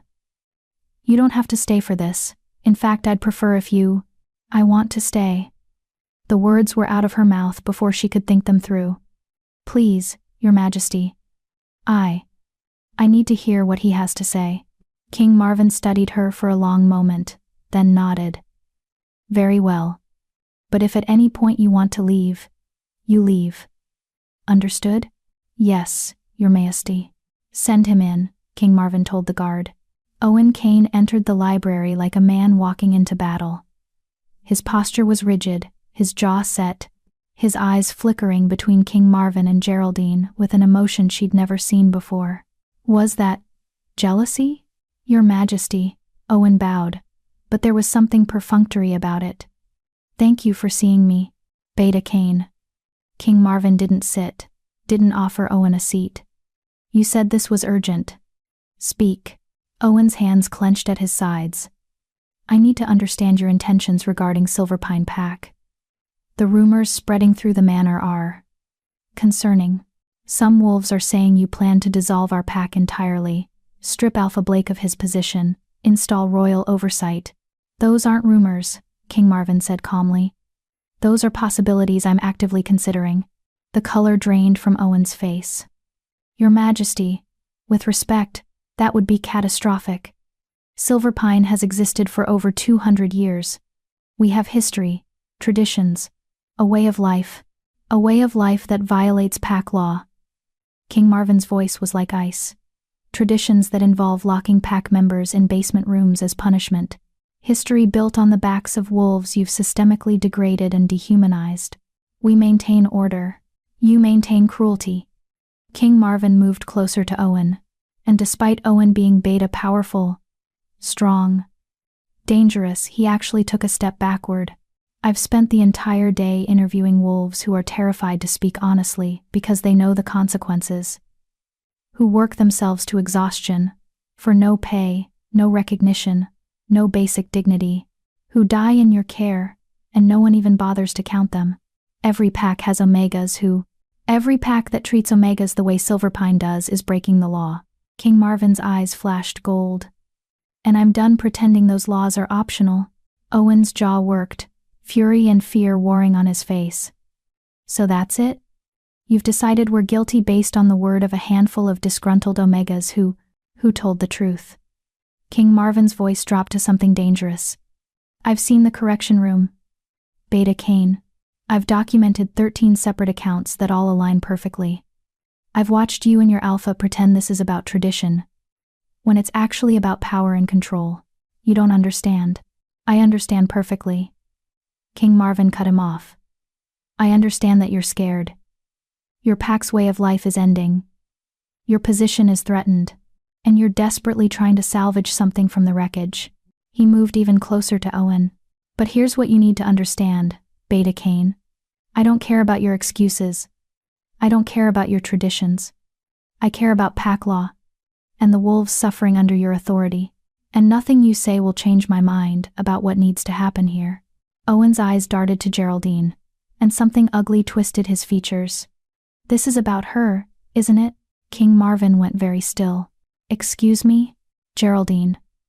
Owen's voice had taken on a sneer. You've decided to destroy an entire pack because you feel sorry for one pathetic omega who— Choose your next words very carefully, King Marvin said, his voice barely above a whisper. Because depending on what comes out of your mouth, I might forget I'm a civilized wolf. But Owen was past caring. The pressure of the investigation, the threat to everything he knew, the confusion of his own emotions, it all came pouring out in words meant to wound. She's nothing, Your Majesty. A weak, useless omega who can barely shift. I rejected her because mating with her would have destroyed any respect I've built in this pack. And now she's gotten your attention probably by playing the victim, crying about how hard her life is, and you're letting your sympathy cloud your judgment. Geraldine felt each word like a physical blow, but before she could respond, King Marvin moved. One moment he was standing 5 feet away from Owen. The next, he had Owen slammed against the bookshelf, his hand around the beta's throat, his eyes blazing pure gold. Let me make something absolutely clear. King Marvin's voice was barely recognizable, something primal and ancient rumbling through it. You rejected your goddess-given mate, a gift most wolves would die for, because you were too weak, too cowardly, too pathetic to see past pack politics to the person in front of you. Owen struggled, but King Marvin's grip was iron. You had a chance to choose love, loyalty, the bond the moon goddess herself created. And you threw it away because you were scared of what other wolves might think. That doesn't make you practical, Beta Cain. That makes you the weakest wolf I've ever met. Your Majesty, Owen choked out. I'm not finished. King Marvin's grip tightened fractionally. My investigation of Silverpine has nothing to do with Geraldine specifically, and everything to do with systematic abuse. But you know what? The fact that a pack could look at someone like her, someone brave enough to tell the truth when it would be easier to lie, someone strong enough to survive years of your cruelty and still have kindness left in her heart and decide she's worthless. He leaned in closer. That tells me everything I need to know about Silverpine's judgment. He released Owen, who stumbled backward, gasping. Get out, King Marvin said. And if you ever speak about Geraldine that way again, if you ever even look at her with that contempt in your eyes, I will personally ensure you never hold a position of authority in any pack ever again. Am I clear? Owen straightened, rubbing his throat, his eyes wild with rage and humiliation. Crystal. Your Majesty. He turned to leave, then paused at the door, looking back at Geraldine. You think you've won something here, he said, his voice rough. You think he's your savior, but he's the Alpha King, Geraldine. He'll get bored of his little project and leave. And you'll still be here, alone, with a pack that hates you even more than before. Was it worth it? Then he was gone. The silence in the library was crushing. Geraldine's hands were shaking. Her wolf was a confused mess inside her chest. The mate bond was still there, still connecting her to Owen, and it had flared with his rage and pain and something else. Something that felt like loss. Geraldine. King Marvin's voice was gentle again, the fury completely banked. I'm sorry you had to hear that. He's not wrong though, is he? She looked up at him, tears burning behind her eyes. You're going to leave eventually. You're the Alpha King, you have territories to govern, other packs to oversee, and I'll still be here, in Silverpine, with everyone knowing I helped you tear apart everything they've ever known. King Marvin moved to stand in front of her. His hand reached out, hesitated, then gently lifted her chin so she was looking directly at him. What if you didn't stay? He said quietly. Her breath caught. What? What if I offered you a choice? Stay in Silverpine, after I've reformed it. New leadership, new rules, a chance to build something better. Or… He paused, as if weighing his next words very carefully. Work as my liaison for Omega welfare. Help me identify and fix problems in other packs before they become like Silverpine. Geraldine stared at him, unable to process what she was hearing. Your Majesty, I'm not qualified to. I don't have training in. You have experience. You have empathy. And you have courage. His thumb brushed across her cheek, wiping away a tear she hadn't realized had fallen. That's more valuable than any formal training. The touch sent electricity through her entire body. That pull, that inexplicable, overwhelming pull flared so intensely she could barely breathe. King Marvin felt it too, she could tell. His eyes widened fractionally, his breath caught. Your Majesty, she whispered. What is this? This connection between us. I can feel it. Ever since you arrived, I've felt something, and I don't understand. I need to tell you something, he said, his hand still cupping her face like she was something precious. Something I should have told you yesterday, but I was afraid. I'm still afraid. Tell me what. He took a breath, and when he spoke, his voice was raw with emotion. True mates are rare. Most wolves never find them, they find compatible mates, chosen mates, bonds built on respect and affection. But true mates? Bonds written by the moon goddess herself, before you were even born?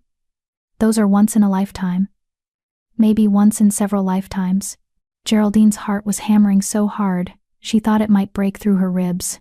I've lived a long time, Geraldine. Longer than most wolves. I've waited, searched, hoped for a true mate. And I'd accepted that maybe the goddess didn't have one planned for me. His eyes held hers, storm gray meeting her own brown ones. Then I came to Silverpine, and I felt it. That pull, that recognition, like my soul was a compass, and it had finally found north. But I'm mated to Owen, Geraldine heard herself say, even though every fiber of her being was screaming something different. The bond is still, is it? King Marvin's voice was gentle but insistent. Because from what I understand, he rejected you, gave you papers to sign severing the bond, and mate bonds. They can be overridden by true mate bonds. If a stronger, more fundamental connection exists, the lesser bond fades away. Are you saying? I'm saying. His other hand came up to frame her face, holding her like she was the most important thing in the world, that I think the moon goddess made a mistake giving you to Owen Kane first. Or maybe it wasn't a mistake. Maybe she was testing him, giving him a chance to prove himself worthy, and he failed. But I'm Omega, Geraldine whispered, the old pain flaring. You're the Alpha King. How could we possibly be? What if you're not? The question hung in the air like lightning about to strike. Geraldine blinked. What? What if you're not Omega? What if you've been suppressed your entire life, kept weak and small and powerless because this pack needed someone to look down on? What if your true rank is something else entirely, and no one bothered to look close enough to see it? The world tilted. That's impossible. I've been Omega since I presented at 13. I can barely shift. I have no dominance, no power, because you've been starved, overworked, and psychologically beaten down for a decade, King Marvin said firmly. I've seen it before, Geraldine. Wolves who present as Omega, because their environment suppressed their true nature. Given proper care, proper nutrition, proper training, they transform into what they were always meant to be. He leaned closer, and she could feel his breath against her face. Let me take you to my pack, doctor. Let me have you properly evaluated, not by someone who's biased, not by someone who benefits from keeping you weak. Let me prove to you that you're so much more than Silverpine has ever allowed you to be. And if you're wrong? Her voice broke. If I really am just Omega? Then you're an Omega who deserves respect, dignity, and the chance to live without fear. And I'll still want you beside me. Because rank has never been what matters. You matter. The person you are, the strength you've shown, the truth you've fought for. His forehead touched hers, and the world narrowed to just the two of them. Sign Owen's papers, Geraldine. Sever the bond with a male who doesn't deserve you. And give us a chance to see what the moon goddess really intended. Tears were streaming down her face now. You're the Alpha King. I'm nobody. You're not nobody. His voice was fierce. Not to me. Never to me. And then, so quietly she almost missed it, you're everything. The door burst open. Alpha Blake stood in the doorway, his face purple with rage, Beth right behind him. Your Majesty. Blake's voice was barely controlled. I've just been informed that you've ordered my Omegas moved to guest quarters. That you've sealed the correction room. That you're threatening to dissolve my pack. This has gone far enough. King Marvin straightened slowly, and when he turned to face Blake, his expression was absolutely glacial. You're right, Alpha Blake. This has gone far enough. That's why, effective immediately, I'm placing Silverpine Pack under direct royal investigation. You and your council are suspended from leadership pending a full review. And if the evidence supports what I've already documented. He paused, letting the weight of his words settle. You'll be stripped of your Alpha title permanently, Beth screamed. Blake went white as death, and Geraldine realized that everything, absolutely everything, was about to change. Chapter 7, Breaking Free. The Grand Hall was packed with wolves. Every member of Silverpine Pack who could walk had been summoned for an emergency gathering. Warriors lined the walls, council members huddled in anxious clusters. Omegas, all 13 of them that King Marvin had interviewed, stood together near the back, their faces reflecting confusion and cautious hope. And at the front, on the raised platform where Alpha Blake normally held court, stood King Marvin Coffey, flanked by his royal guards. Geraldine stood to his left, where he'd insisted she remain. You're part of this, he'd told her. You helped uncover the truth. You deserve to see justice done. But standing here, with hundreds of hostile eyes boring into her, Geraldine felt like she was about to be torn apart. This is unprecedented. Alpha Blake stood below the platform, his hands clenched into fists. Your Majesty, you cannot simply walk into a pack and declare martial law. I can when pack law is being systematically violated. King Marvin's voice carried effortlessly across the hall. The Treaty of Silver Moon grants me authority to intervene when packs fail to protect their members. Silverpine has failed, spectacularly. A rumble of angry voices rose from the crowd. Based on what evidence? Beta Owen Kane stepped forward, his throat still bruised from where King Marvin had grabbed him. The complaints of a few disgruntled Omegas who don't understand. 13 separate interviews, King Marvin interrupted, his tone sharp as broken glass. 13 wolves with consistent stories of abuse, neglect, and systematic dehumanization. Documentation of a correction room, where pack members are imprisoned without trial. Records showing multiple Omega deaths over the past 5 years that were never investigated or even properly reported. Gasps rippled through the crowd. Your Majesty, a council member, Don Byers. Geraldine recognized him, spoke up. Surely you understand that Omegas require discipline. They're not like ranked wolves.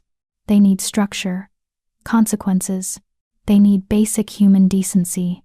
King Marvin's eyes flashed gold.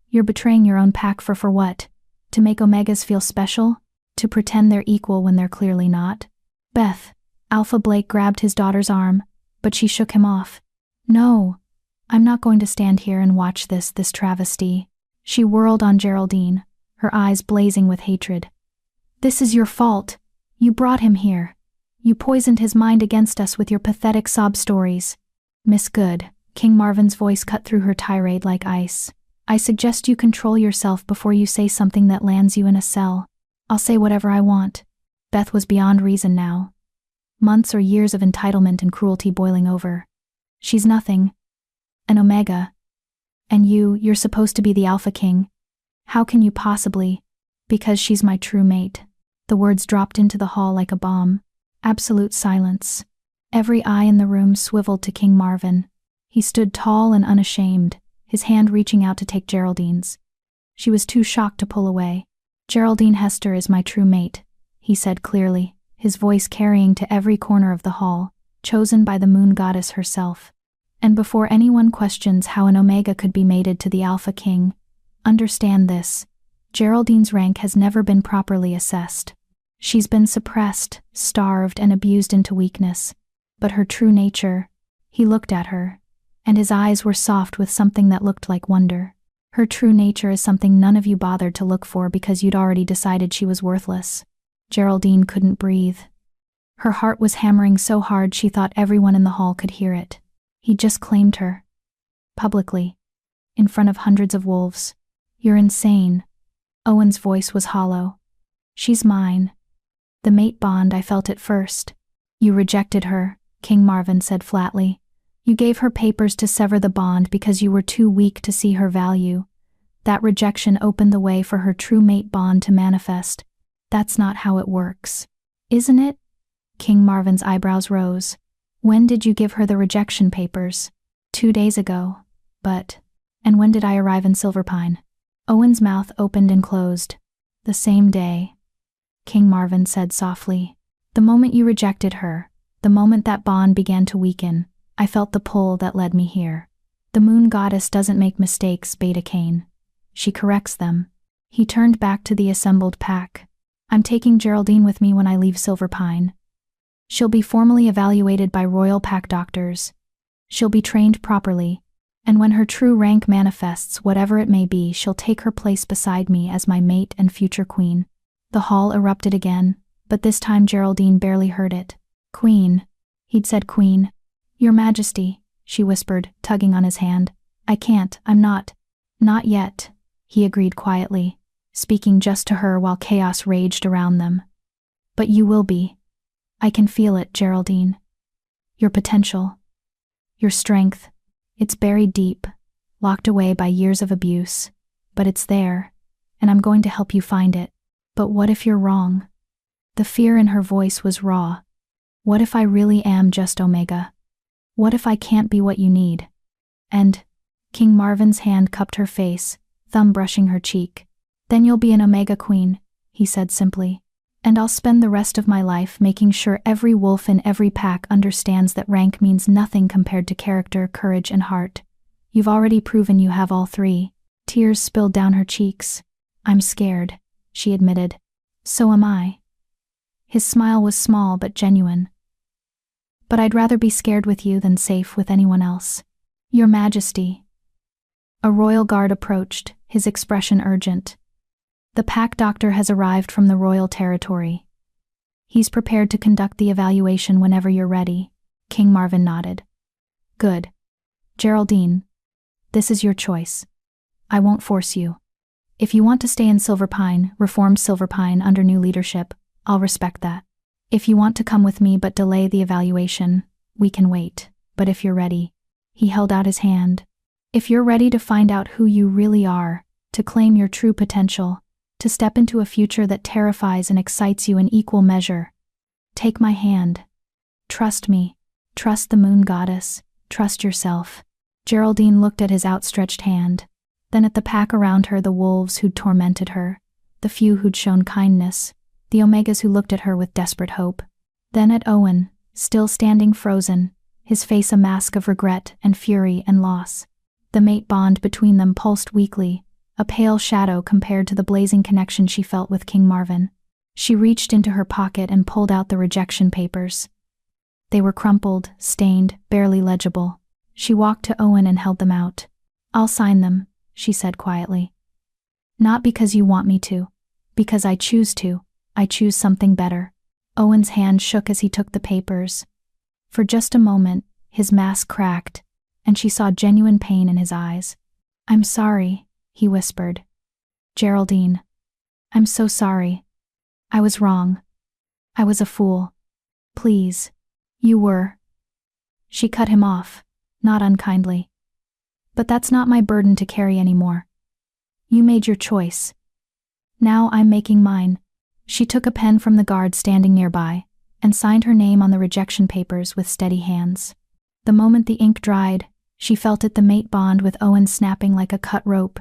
The golden thread that had connected them dissolved into nothing, leaving behind only emptiness. But that emptiness lasted less than a heartbeat, because immediately, powerfully, overwhelmingly, a new bond flared to life. This one was different, stronger, deeper, more fundamental than anything she'd felt with Owen. It was platinum, not gold. Diamond, not thread. It was a connection that felt like it had existed since before she was born, just waiting for the right moment to activate. Her wolf howled with recognition and joy. Mate. True mate. Ours. Geraldine's legs gave out, but King Marvin was there, catching her, holding her steady as the bond settled into place. I've got you, he murmured into her hair. I've got you, and I'm never letting go. Around them, the pack watched in stunned silence as their former Omega collapsed into the arms of the Alphaking, and when Geraldine looked up at Marvin, when their eyes met and the bond sang between them with absolute certainty, she smiled. For the first time in her entire life, she felt chosen. Not in spite of what she was, but because of who she was. Take me to your pack, doctor, she whispered. I want to know. I need to know what I really am. King Marvin's answering smile was brilliant. As you wish, my queen. Chapter 8. The Stolen Legacy. The medical wing of Silverpine Manor had never been used for Omegas. It was a pristine space reserved for ranked wolves warriors, injured in training, council members with their various ailments, the Alpha family's private health concerns. Geraldine had cleaned it countless times but never imagined she'd be a patient here. Now she sat on an examination table, King Marvin standing protectively beside her, while the royal pack doctor, a middle-aged man named Roberto Goldstein with kind eyes and gentle hands, prepared his equipment. Your Majesty, Roberto said, his voice carrying the faint accent of someone who'd traveled extensively. I want to be clear about what this evaluation entails. We'll be conducting a series of tests, blood work, physical examination, and most importantly, a deep scan of her wolf essence. Wolf essence? Geraldine asked nervously. Your inner wolf, Roberto explained, pulling on medical gloves. Every wolf has one, but sometimes, especially in cases of prolonged trauma, malnutrition, or systematic suppression, the wolf can be dormant, locked away. The essence scan will tell us if that's what's happened with you. And if it has? King Marvin's hand rested on Geraldine's shoulder, warm and reassuring. Then we can begin treatment to awaken it properly. Specialized nutrition, controlled shifting exercises, therapeutic interventions. Roberto smiled at Geraldine. I've worked with dozens of suppressed wolves over the years. The transformation can be remarkable. How long does it take? Geraldine asked. Depends on the severity of suppression. Weeks to months, typically. But the first signs usually appear within days once we begin treatment. He moved closer with a syringe. Let's start with blood work. I need to check your nutrient levels, hormone balance, and a few other markers. The blood draw was quick and painless.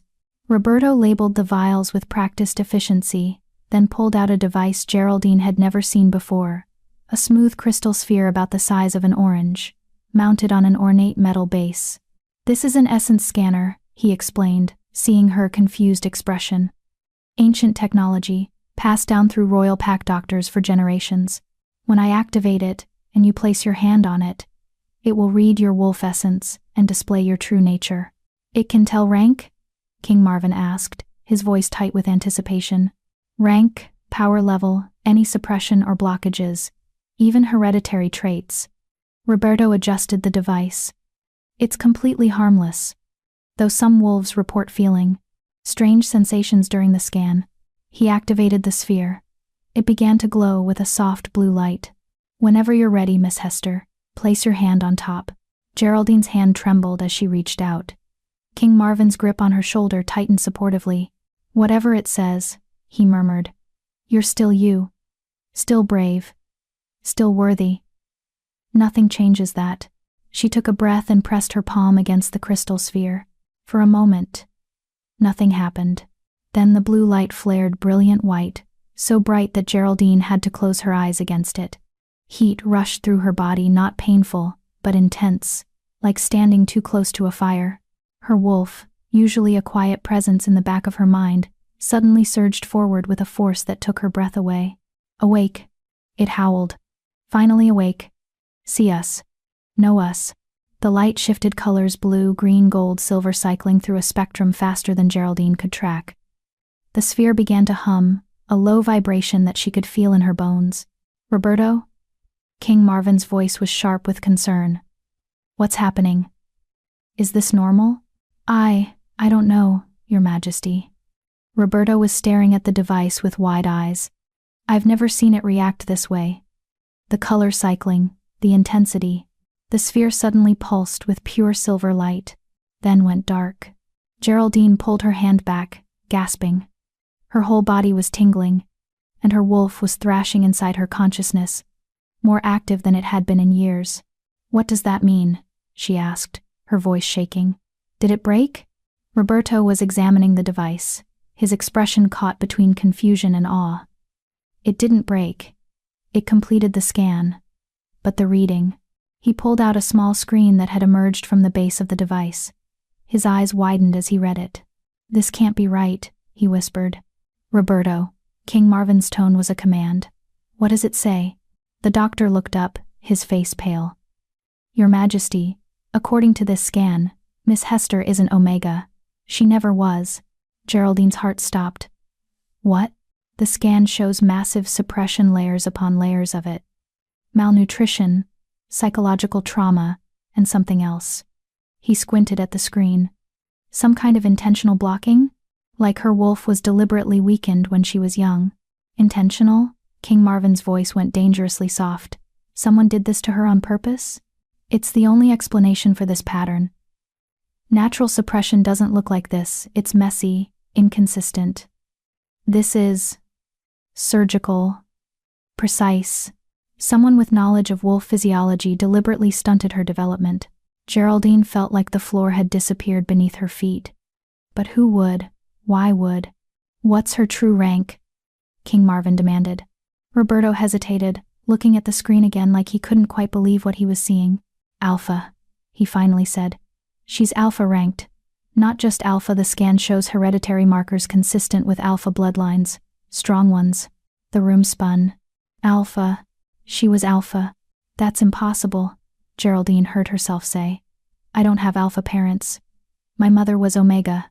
My father left before I was born." "Your mother told you she was Omega?" Roberto asked gently. "Everyone told me. The whole pack. I've always been lied to." King Marvin's voice was shaking with barely controlled fury. "You've been lied to your entire life." He turned to Roberto. "Can you determine when the blocking was done?" "Based on the scan's depth reading, I'd estimate she was between 12 and 14 years old, right around the age when wolves typically present their rank. The age Geraldine had presented as Omega. She'd been 13 years old, working in the manor kitchens, when she'd first felt her wolf stirring. She'd been excited, terrified, hopeful, every young wolf was, when they finally learned what they'd become. Then she'd tried to shift. And it had hurt. More than it should have. Like something was fighting her from the inside. When she'd finally completed the shift, her wolf had been small, weak, barely able to stand. "Omega," the pack doctor at the time had announced. "Weak presentation. She'll need to serve to earn her keep." And Geraldine had accepted it. Had believed it. Had built her entire identity around being the lowest of the low. "Someone blocked me," she whispered, the truth settling into her bones like ice. Someone looked at a 13-year-old girl and decided to destroy her future. Not just someone. King Marvin's eyes were blazing gold. Someone with knowledge, resources, and access to you during a vulnerable time. Someone in this pack. Someone in a position of authority. They all went silent, the implications hanging heavy in the air. "The pack doctor who evaluated me," Geraldine said slowly. "He died 5 years ago. Old age. Convenient." King Marvin's jaw was clenched so tight she could see the muscle jumping. "And who else would have been present during your presentation? Who would have had reason to want you weakened?"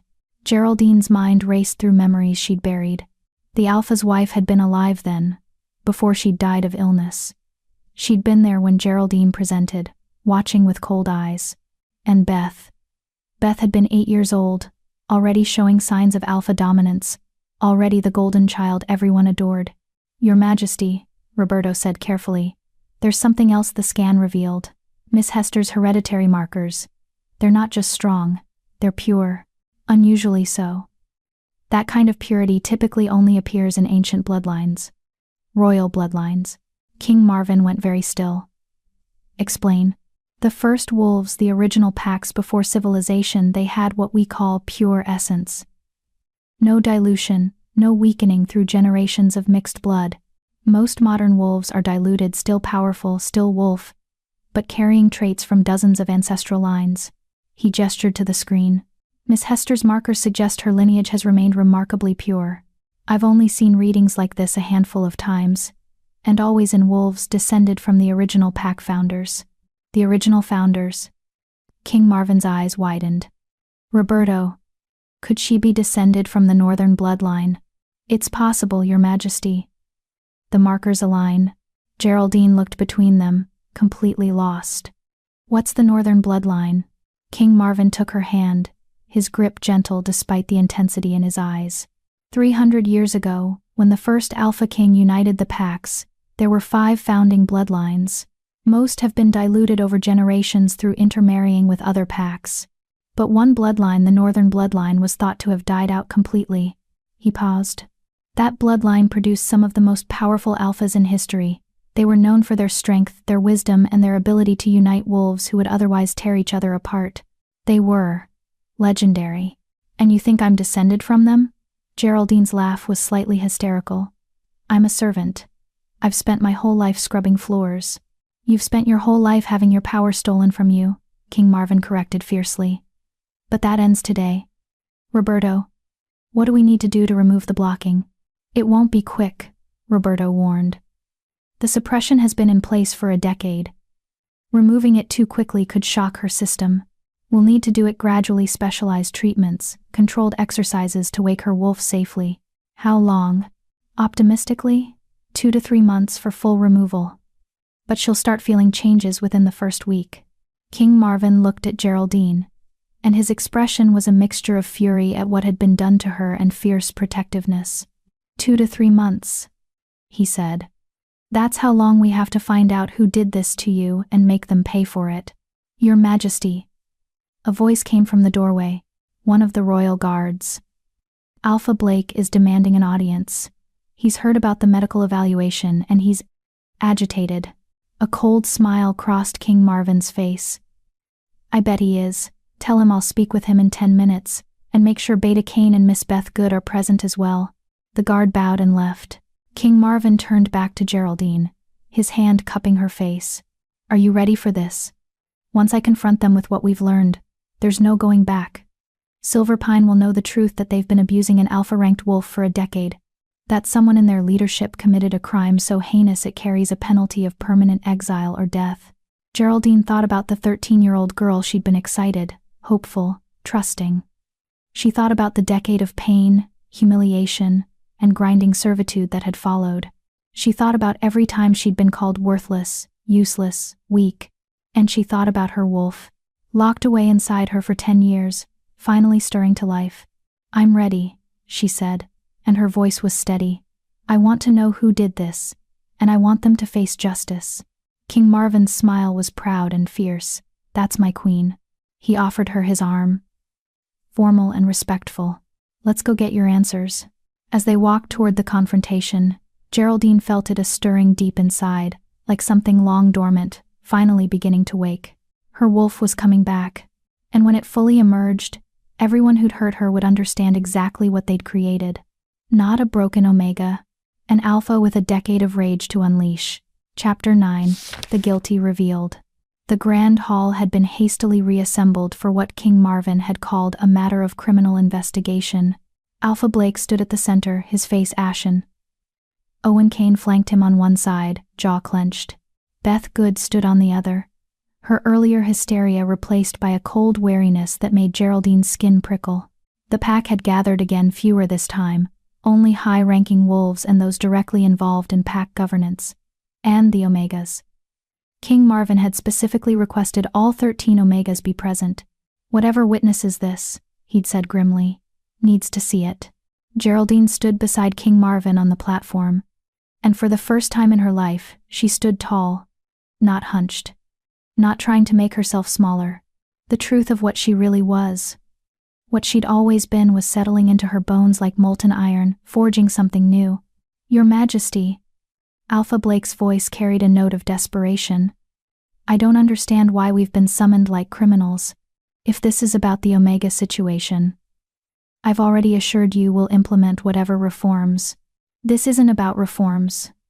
King Marvin's voice cut through the hall like a blade. This is about a crime. A crime committed approximately 10 years ago. Against a young wolf. In this pack. A crime that carries the penalty of permanent exile or execution under pack law. Nain. The hall went deathly silent. What crime? Blake asked, though his eyes flickered nervously to Geraldine. The deliberate suppression of a wolf's true rank. King Marvin let the words hang. Specifically, the blocking of an alpha-ranked wolf's essence during their presentation, forcing them into a false Omega status for a decade. Gasps erupted throughout the hall. That's... Owen shook his head. That's not possible.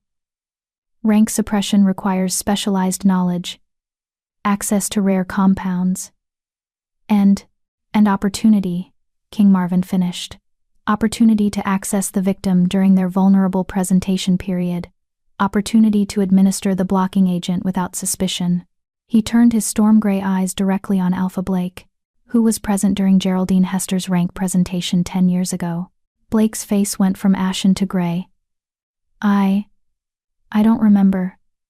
That was a decade ago, Your Majesty. There have been dozens of presentations since. Try harder. King Marvin's voice was ice. According to pack protocol, rank presentations for children without living parents are witnessed by the Alpha, the pack doctor, and at least one council member. Who was there? I was, Blake admitted. And the pack doctor, Harold Morrison. He's been dead for 5 years. And my wife was there. She died 8 years ago. Anyone else? Blake hesitated. My daughter was there, Beth. She was only 8 years old at the time, but she was training to understand pack hierarchy and I was learning. Beth burst out, her voice shrill. Father wanted me to see how presentations worked so I'd understand rank determination when I eventually took a leadership role. I didn't do anything wrong. No one has accused you yet, King Marvin said mildly, but his eyes were sharp. Tell me, Miss Good, do you remember Geraldine's presentation? Beth's face flushed. It was 10 years ago. I barely remember. You remember? King Marvin's voice dropped dangerously low. Because something about that day stuck with you, didn't it? Something that made a deep impression on an 8-year-old girl who was already showing signs of alpha dominance. I don't know what you're talking about. Then let me help. King Marvin pulled a small vial from his pocket, the blood sample Roberto had taken from Geraldine. This contains markers that prove Geraldine Hester is alpha-ranked. Has always been alpha-ranked. Her wolf was deliberately blocked using a compound called wolven suppressor, a rare substance that requires both knowledge and resources to obtain. He held up the vial to the light. Wolven suppressor leaves traces in the victim's blood for years. My doctor found those traces. We know what was done. Now we need to know who did it. This is absurd. Alpha Blake's voice was rising. You're accusing someone in my family of what? Poisoning a child? Based on blood tests and speculation? Based on evidence, King Marvin corrected. And testimony. He gestured to the doorway. Nora Woods entered, the kind attendant who'd brought Geraldine clothes the first night. She walked with her head high, but Geraldine could see the tremor in her hands. Nora served as a junior attendant in the Alpha's household 10 years ago, King Marvin explained. She was present in the manor during Geraldine's presentation period. Nora, please tell everyone what you told me this morning. Nora took a breath, her eyes finding Geraldine's across the hall. When she spoke, her voice was steady. 2 days before Geraldine's presentation, I was cleaning the Alpha's private study. I found a bottle hidden in the back of a locked drawer. The drawer had been left open by accident. The bottle was labeled Wolven Suppressor. I didn't know what it was, but it frightened me. That kind of substance shouldn't be in a private home. That proves nothing, Blake shouted.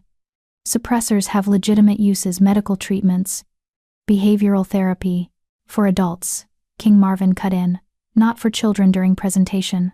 Continue, Nora. I mentioned it to the head of household staff, Nora said quietly. She told me to forget I saw it, that it wasn't my concern. The next day, the bottle was gone from the drawer. And when was Geraldine's presentation? The day after that. The implications settled over the hall like a shroud. You're building a case on circumstantial evidence, Owen said, but his voice lacked conviction. A bottle that may or may not have been suppressor. A timing coincidence. Nothing concrete. You're right, King Marvin agreed. Which is why I had my doctor analyze Geraldine's blood more carefully. Wolven suppressor requires a carrier agent to be effective in young wolves, something to help it bond to their essence. Different families use different carriers based on availability and preference. He pulled out another document. The carrier agent found in Geraldine's blood is derived from silver bell flowers, a rare plant that only grows in specific regions. Not common. Not something you'd find in a typical pack doctor's supplies. He looked directly at Alpha Blake. But your late wife Luna Helena Todd was famous for her silver bell garden, wasn't she? She cultivated them specifically. Spent hours tending them. It was her hobby, mentioned in multiple pack newsletters from that period. Blake's face went absolutely white. You're accusing my dead wife? I'm following the evidence. King Marvin's voice was relentless. Evidence that points to someone with access to Wolven suppressor, access to silverbell extract, and motive to suppress a young alpha-ranked wolf in their pack. What motive? Blake's voice cracked. Why would Helena do something so heinous? Because she was protecting me. The voice came from Beth. Everyone turned to stare at her. Beth stood rigid, her face pale but her chin lifted defiantly. Mother did it to protect me. To protect our family.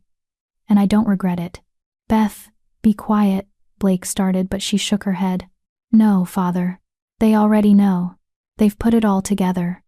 She turned to face King Marvin, her green eyes blazing with a mixture of defiance and something that looked like grief. You want the truth? Fine. I'll give you the truth. She pointed at Geraldine. When she presented, I was there. I was 8 years old. And I'd just presented as Alpha myself 6 months earlier. I was so proud.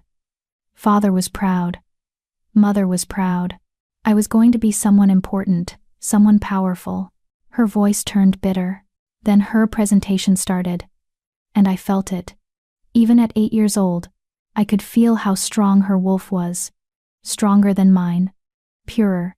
She was going to overshadow me completely. Mother felt it too. I saw her face change when Geraldine began to shift. Geraldine's heart was pounding. She remembered that presentation, remembered Beth being there, watching with those calculating 8-year-old eyes. Mother took me aside after, Beth continued, her voice almost dreamlike with memory. She said that sometimes the moon goddess makes mistakes, that sometimes strong wolves emerge in the wrong places. Wolves without the breeding, the training, the family support to use their power properly. She said it would be cruel to let someone like Geraldine become Alpha when she had no foundation to build on. So she blocked her, King Marvin said, his voice deadly quiet. So she saved her, Beth corrected fiercely. Mother said that being weak Omega was better than being a failed Alpha. That Geraldine would be happier serving, knowing her place, rather than struggling with power she'd never know how to wield. It was mercy. Mercy? Geraldine's voice rang out across the hall, surprising even herself. 10 years of silence, of submission, of swallowing her pain, it all erupted at once. You call stealing my life, my identity, my future, you call that mercy? Beth flinched but held her ground. You were nobody. You had no family, no connections, no training. What would you have done with Alpha power? You would have challenged for position and been destroyed by wolves with actual political skill. Mother saved you from that humiliation. Your mother, King Marvin's voice was shaking with barely controlled rage, committed one of the most heinous crimes in pack law. She looked at a 13-year-old child, and decided that child's potential was a threat to her own daughter, so she poisoned her, blocked her wolf, condemned her to a decade of abuse and servitude. He stepped forward, and wolves actually backed away from the fury radiating off him. And you were 8 years old. You were a child. But you're not a child anymore, are you, Beth? You're 23. And for 15 years, you've watched Geraldine suffer. Watched her clean your floors, cook your food, endure your cruelty. And you never once thought to tell the truth. Why would I? Beth's voice cracked. So she could take everything from me? So she could prove Mother was right, that she was always stronger? Always better? So I could lose my place in the pack? You never had a place. The words burst from Geraldine like a dam breaking. You built your entire life on a lie. On stolen power. On my suffering. Everything you are, everything you have, you took it from me. I earned it. Beth screamed back, all composure shattering. I trained. I studied. I worked to become someone worthy of respect. What did you do? You wallowed in self-pity and victimhood. Because your mother poisoned me. Geraldine was shaking, her wolf surging forward with a force she'd never felt before. She stole my wolf. She stole my future. She stole 10 years of my life. And you helped her by staying silent. The air in the hall had gone electric. Geraldine's skin was crawling, her wolf pressing against her consciousness with desperate urgency. Shift, it howled. Show them what they tried to destroy. Geraldine, King Marvin's voice cut through her rage, gentle but firm. Not yet. Your wolf isn't ready for a full shift yet. The blocking is still too strong. I don't care, she heard herself say. I want them to see. I want everyone to see what they tried to bury. It could hurt you. They already hurt me. Tears were streaming down her face. For 10 years, they hurt me every single day. What's a little more pain if it means the truth finally comes out? King Marvin studied her face, then slowly nodded. Then shift, he said quietly. Show them who you really are. Geraldine closed her eyes and reached for her wolf. Even through the layers of suppression, through the decade of chemical blocking, through all the psychological conditioning that told her she was weak and small and worthless, her wolf responded. It hurt. Goddess, it hurt like shifting through broken glass, like her bones were tearing apart and reforming wrong. The blocking agent fought against her, trying to keep her contained, trying to force her into the small, weak form she'd worn for 10 years. But Geraldine was done being small. She gritted her teeth and pushed.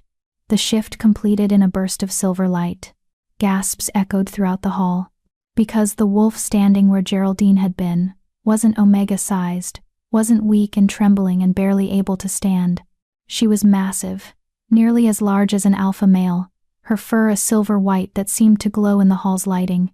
Her eyes blazed gold, true alpha gold, the color of dominance and power. But it wasn't perfect. The shift was incomplete. In places her form flickering. Unstable from the suppression still fighting against her. It was clear she was in pain, her sides heaving with the effort of holding the form. But she held it. She held it and lifted her head and howled. The sound was pure rage and grief and triumph all woven together.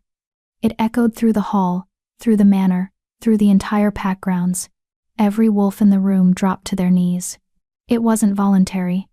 The sheer force of dominance radiating from Geraldine's true form compelled submission from everyone except King Marvin, who stood tall, his eyes blazing with fierce pride.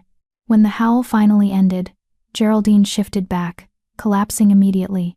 King Marvin caught her before she hit the ground, cradling her against his chest. You saw, she whispered, her voice raw. You all saw. The hall was silent except for someone weeping. Alpha Blake was on his knees, tears streaming down his face. Helena, he whispered. What did you do? Beth stood frozen, all her defiance crumbled, staring at Geraldine with something that might have been horror or regret or simple shock. King Marvin's voice cut through the silence like a judge pronouncing sentence. Beth Good, you are hereby charged with conspiracy to suppress a wolf's true rank and complicity in covering up a major crime. You will be tried under pack law. If found guilty, the sentence is permanent exile from all packs. Beth's face crumbled. Your Majesty, please. I was a child when it started. You were an adult for the past 15 years, he said coldly. You made your choice. Now live with it. He looked at Alpha Blake. As for you, your wife committed the crime. But you presided over a pack that brutalized the victim for a decade. You may not have known about the initial blocking. But you knew about the abuse, the correction room, the systematic degradation. That makes you complicit. Your Majesty. Blake's voice was broken. I didn't know she was Alpha. If I'd known, would it have mattered? King Marvin's question was sharp. Should any wolf, regardless of rank, be treated the way Geraldine was treated? Or do you only care about dignity when it's someone powerful? Blake had no answer. Silverpine Pack is officially dissolved, King Marvin announced. Its members will be distributed to neighboring packs under my direct oversight. Alpha Blake Todd, you are stripped of your title permanently. Beta Owen Kane the same. He looked down at Geraldine, still cradled in his arms, exhausted from the shift but conscious. And Geraldine Hester, true name to be determined after proper bloodline investigation, you are under my personal protection. You will come with me to the Royal Pack, where you will receive proper medical treatment, proper training, and the respect you should have had from birth. He raised his voice so everyone could hear. Let Silverpine Pack be a lesson to all packs under my authority. Abuse will not be tolerated, cruelty will not be ignored, and no wolf is worthless, regardless of the rank they've been assigned. As royal guards moved forward to take Beth and Blake into custody, as the hall erupted into chaos and conversation, Geraldine looked up at King Marvin. Thank you, she whispered. His hand cupped her face gently. Thank you for being brave enough to shift, for showing them the truth. It hurt, she admitted. I know. His thumb brushed her cheek. But you did it anyway. That's what alphas do. They endure the pain to protect others, to reveal truth, to create change. I'm not sure I know how to be alpha, she said quietly. You will, he promised. We'll learn together. You, me, and the wolf they tried to destroy but couldn't. And as they left Silverpine Manor for the last time, Geraldine felt her wolf battered, suppressed, but finally awake purr with satisfaction. Justice had been served. Now came the transformation. Chapter 10, The Alpha Queen. 3 months had passed since Silverpine Pack dissolved. 3 months of intensive medical treatment, proper nutrition, controlled shifting exercises, and therapeutic work to undo a decade of psychological conditioning. 3 months of slowly, painstakingly removing the layers of suppression that had been wrapped around Geraldine's wolf like chains. And now, standing in the grand courtyard of the Royal Pack territory, Geraldine barely recognized herself. The reflection in the mirror that morning had shown someone transformed. Her frame, once thin from malnutrition, had filled out with proper muscle. Her skin glowed with health. Her hair, always dull and lifeless, now shone. But it was her eyes that showed the biggest change. They held confidence, power, and a strength that came from finally knowing who she was. Nervous? King Marvin's voice came from behind her. She turned to find him standing in the doorway of the courtyard pavilion, dressed in formal royal attire. In 3 months, their relationship had evolved from shocking mate bond to something deeper, more fundamental. He'd been patient as she healed. Never pushing, always supporting. They'd spent countless hours talking, training, discovering each other, and falling in love. Terrified, she admitted with a small smile. Today's the day, isn't it? The final evaluation. The day we find out if Roberto's treatment worked, if your wolf is finally free. He crossed to her and took her hands. But regardless of what happens today, regardless of what power manifests or doesn't, you're already everything you need to be. You keep saying that, because it's true. He pulled her close, his arms wrapping around her. Power is just power, Geraldine. What matters is the person wielding it. And you're the strongest person I've ever met, not because of rank, but because of who you are. A knock at the pavilion door interrupted them. Roberto entered, carrying his equipment and wearing an expression of barely contained excitement. Your Majesty, Miss Hester, are we ready to begin? Over the past 3 months, Roberto had become more than just a doctor. He'd become a friend.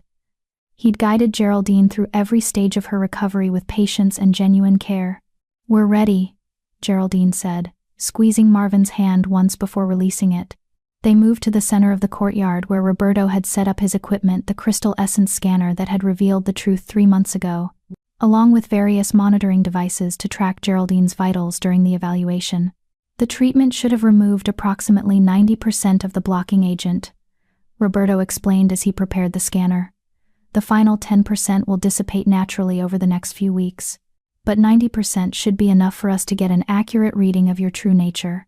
He activated the crystal sphere. It glowed with that familiar soft blue light. "This time," he said gently, "I want you to not just touch the scanner. I want you to shift while in contact with it. Let your wolf fully emerge while the scan is active. It's the only way to get a complete reading." Geraldine nodded, her heart pounding. She placed her hand on the crystal and reached for her wolf. 3 months ago, shifting had been agony like tearing through concrete with bare hands. Now, after proper treatment and training, it was natural. Her wolf surged forward eagerly, and the shift flowed like water. One moment she was human, the next she was wolf, the transition so smooth it barely registered as change. The crystal sphere exploded with light, not the cycling colors from before, but pure, radiant silver white. The light was so intense that Marvin and Roberto had to shield their eyes. Geraldine felt its power flooding through her, no longer dammed up and suppressed. Her wolf, fully awake for the first time, threw back its head and howled with pure joy. The sound resonated across the entire royal pack territory. In the distance, Geraldine heard other wolves responding, hundreds of voices joining hers in a symphony of recognition. The light from the crystal began to pulse in rhythm with her heartbeat. Then something extraordinary happened. The light shifted, forming symbols in the air above the scanner, ancient wolf runes that hadn't been seen in centuries. They hung suspended, glowing, spelling out something in the old language. Roberto gasped. "Impossible." The symbols faded, and the crystal went dark. Geraldine shifted back to human form, breathing hard but feeling more alive than she'd ever felt in her life. "Roberto." Marvin's voice was tight with anticipation. "What did the scan say?" The doctor was staring at his screen with an expression of absolute awe. His hands were shaking as he read the results. "Miss Hester isn't just alpha-ranked," he whispered. "She's... Your Majesty, according to this scan, she's descended from the original northern bloodline. Direct descent, unbroken line." "We suspected that," Marvin said. "You told us 3 months ago." "I suspected it," Roberto corrected, looking up with wide eyes. "But this scan confirms it beyond any doubt. And it tells us something else. Something that explains why Luna Helena was so threatened by her." He turned the screen so they could see. "Geraldine Hester is descended from Lyanna the Wise, the first Alpha Queen, the wolf who helped the first Alpha King unite the packs 300 years ago. She was legendary for her power, her wisdom, and her ability to unite fractured packs through sheer force of personality." Roberto's voice dropped to something reverent. "The scan shows Geraldine carries Lyanna's exact essence markers. Not diluted, not weakened. Exact. That kind of genetic consistency doesn't happen by accident. It means..." Quote. "It means what?" Geraldine asked, though part of her wasn't sure she wanted to know. "It means you're not just an alpha, Geraldine. You're an alpha queen. A true one. The first one to manifest in 3 centuries. The words hung in the air like thunder. Alpha Queen. The rank above Alpha. The rank reserved for wolves who didn't just lead. They transformed, united, created something greater than themselves. Marvin was staring at her with an expression she couldn't quite read. "Roberto, are you certain?" "The scan doesn't lie, Your Majesty. The runes that appeared, those were the ancient symbols for Unitor of Packs and Queen of Wolves. They only appear for wolves with Alpha Queen essence." He smiled at Geraldine. "Your mother wasn't Omega, Miss Hester. She was hiding, probably from someone or something that threatened her. She likely suppressed her own power to stay hidden, which is why you never knew your true heritage. But bloodlines like yours, they can't stay hidden forever. One way or another, the truth emerges." Geraldine's mind was reeling. Alpha Queen. Descended from Lyanna the Wise. Everything she thought she knew about herself, about her origins, about her mother. "This is why Helena blocked you," Marvin said quietly, the pieces falling into place. "She must have sensed it during your presentation, not just that you were Alpha, but that you were something more, something that would have completely overshadowed her daughter. So she tried to destroy you before you could blossom. But she failed," Roberto said with satisfaction. "She delayed you, hurt you, stole years from you. But she couldn't destroy what the moon goddess created. Geraldine looked down at her hands, hands that had scrubbed floors and served meals and hidden away for a decade, hands that now trembled with power she was only beginning to understand. "What does this mean?" she asked. "Practically speaking. What does an Alpha Queen do?"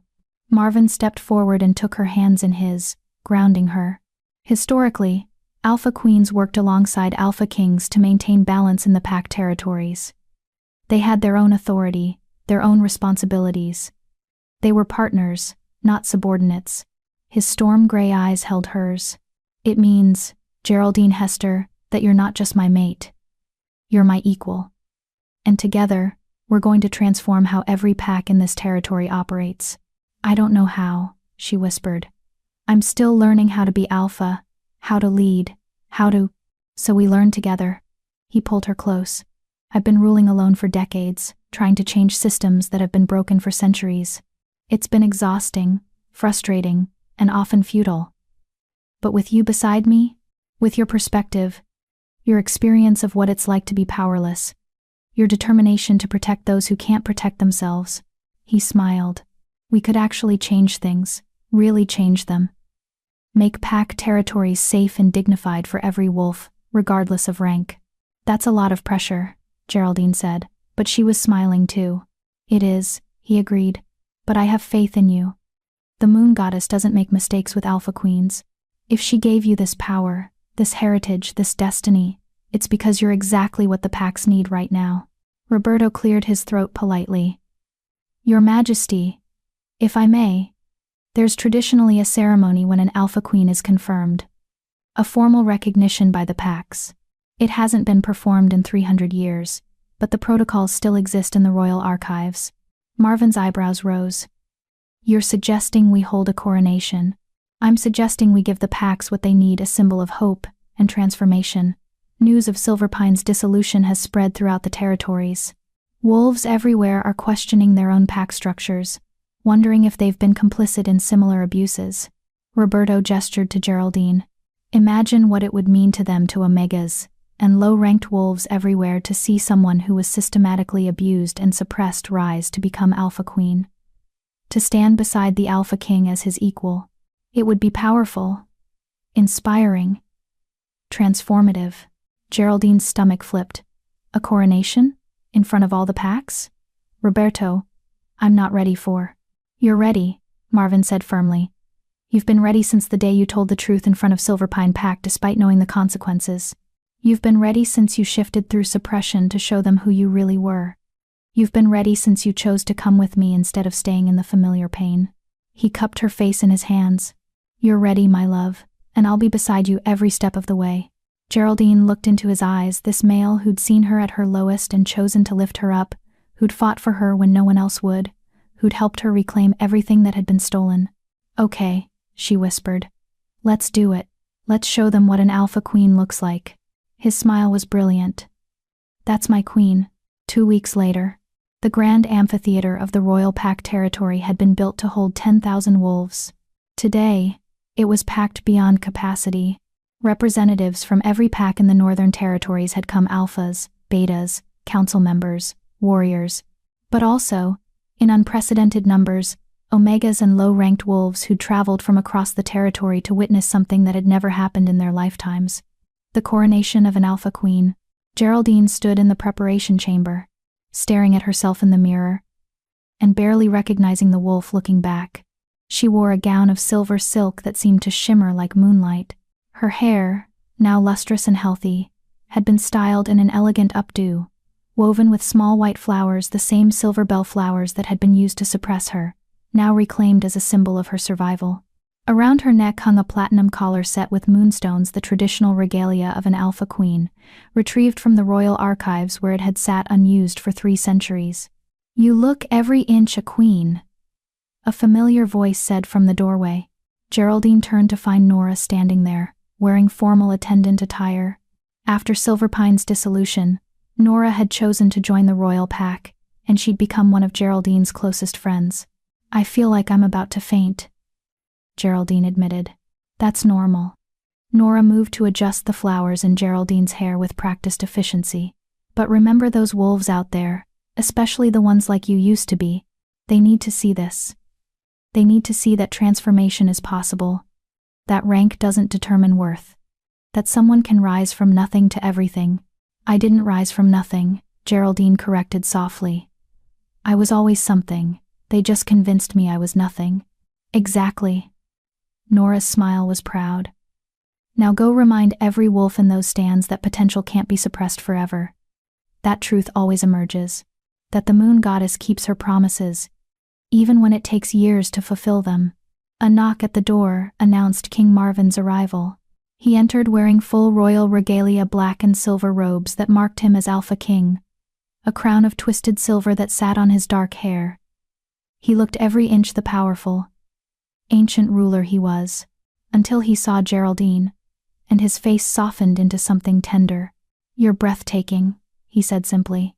I'm terrified, she countered. You're both. He crossed to her and took her hands. But breathtaking is winning. Through the walls, they could hear the crowd, thousands of voices, the anticipation building. Are you ready? He asked. Geraldine took a breath. Thought about the 13-year-old girl whose future had been stolen. Thought about the Omega who'd scrubbed floors while believing she was worthless. Thought about every wolf still suffering under systems like Silver Pines, still believing they deserved their pain. I'm ready, she said. Let's show them what's possible. They walked together through the corridors of the amphitheater, royal guards forming an honor guard around them. The sound of the crowd grew louder with each step. Then they emerged into the arena, and the noise became deafening. 10,000 wolves on their feet, howling, cheering, celebrating. Not all of them were celebrating, Geraldine noted with practiced observation.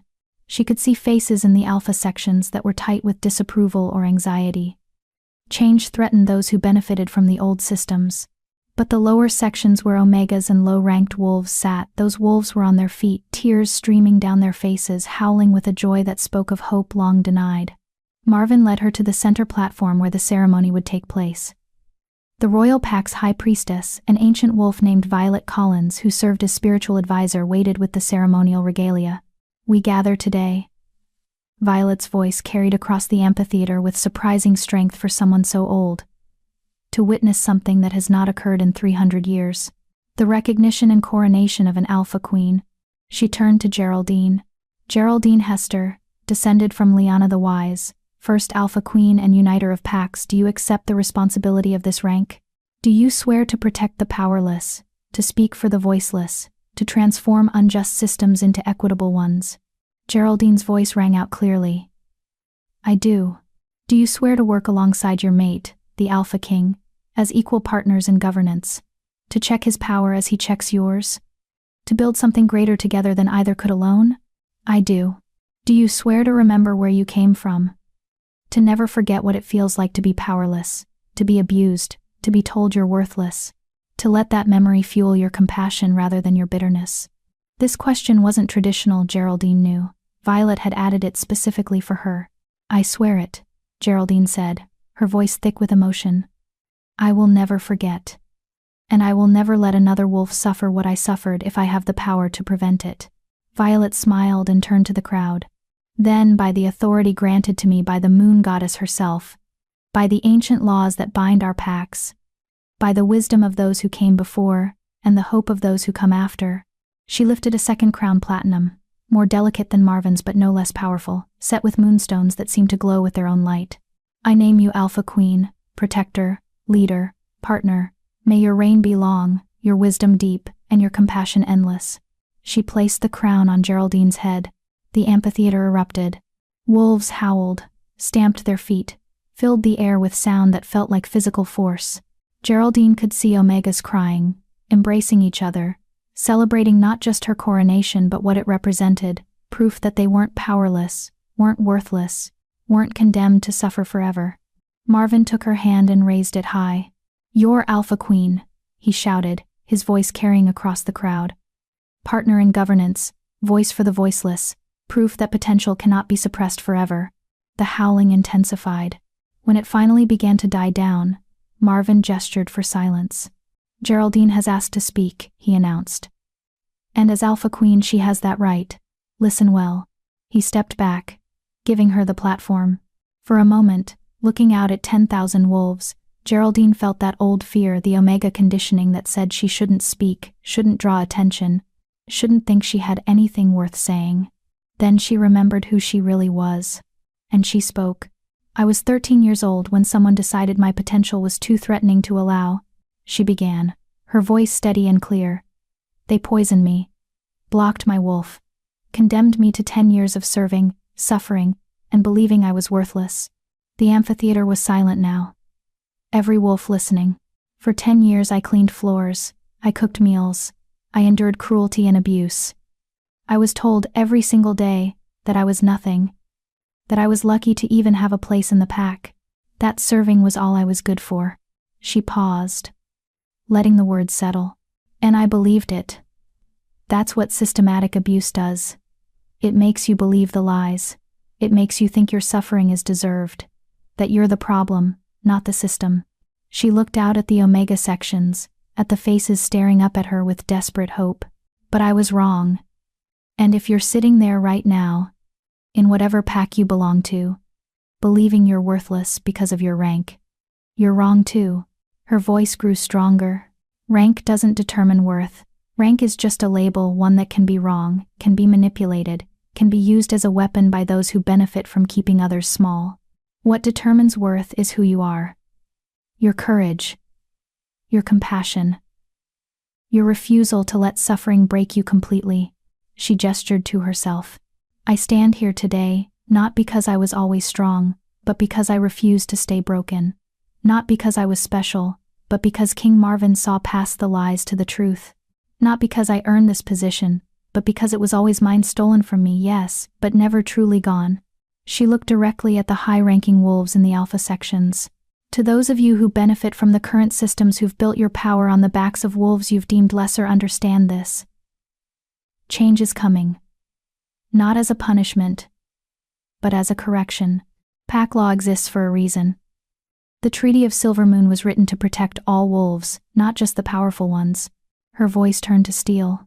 King Marvin and I will be reviewing every pack in these territories. We'll be investigating complaints. We'll be enforcing laws that have been ignored for too long. And packs that refuse to reform, that continue to abuse and exploit their members, they'll face the same fate as Silverpine. Murmurs rippled through the crowd, but she wasn't finished. But to those of you who've been suffering in silence, to the Omegas, the low-ranked wolves, the ones who've been told you don't matter, I want you to know this. You have value. You have worth. You have rights under pack law, and I will personally ensure those rights are protected. Her voice softened. I know it's hard to hope when hope has been beaten out of you. I know it's terrifying to speak up when silence has kept you safe. But I'm standing here today as proof that transformation is possible.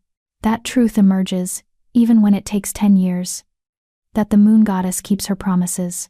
She lifted her chin, the platinum crown catching the light. I'm your Alpha Queen. And I will fight for you the way King Marvin fought for me.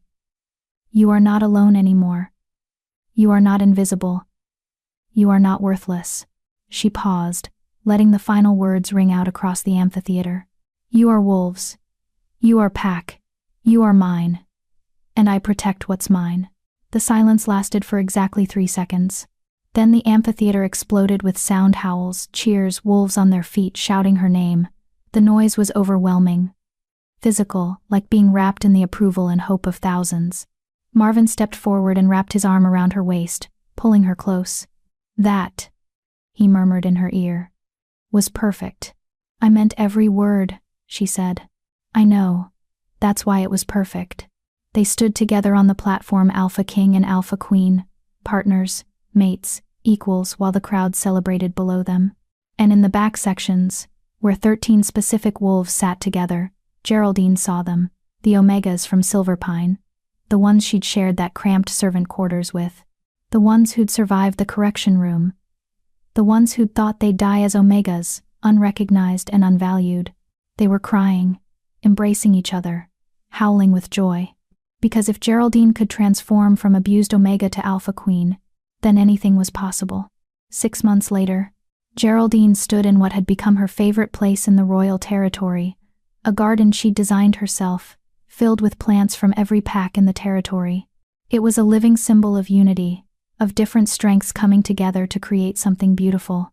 There you are. Marvin's voice came from behind her. I should have known you'd be hiding in the garden again. I'm not hiding, I'm thinking. She turned to smile at him. Roberto sent the final report on the Omega welfare investigations. 23 packs are now in full compliance with pack law. 15 more are undergoing reforms, and only 4 are resisting completely. We'll deal with those 4, Marvin said, coming to stand beside her. One way or another. But 23 packs reformed in 6 months? That's remarkable progress. It's not enough. It's a start. He pulled her into his arms.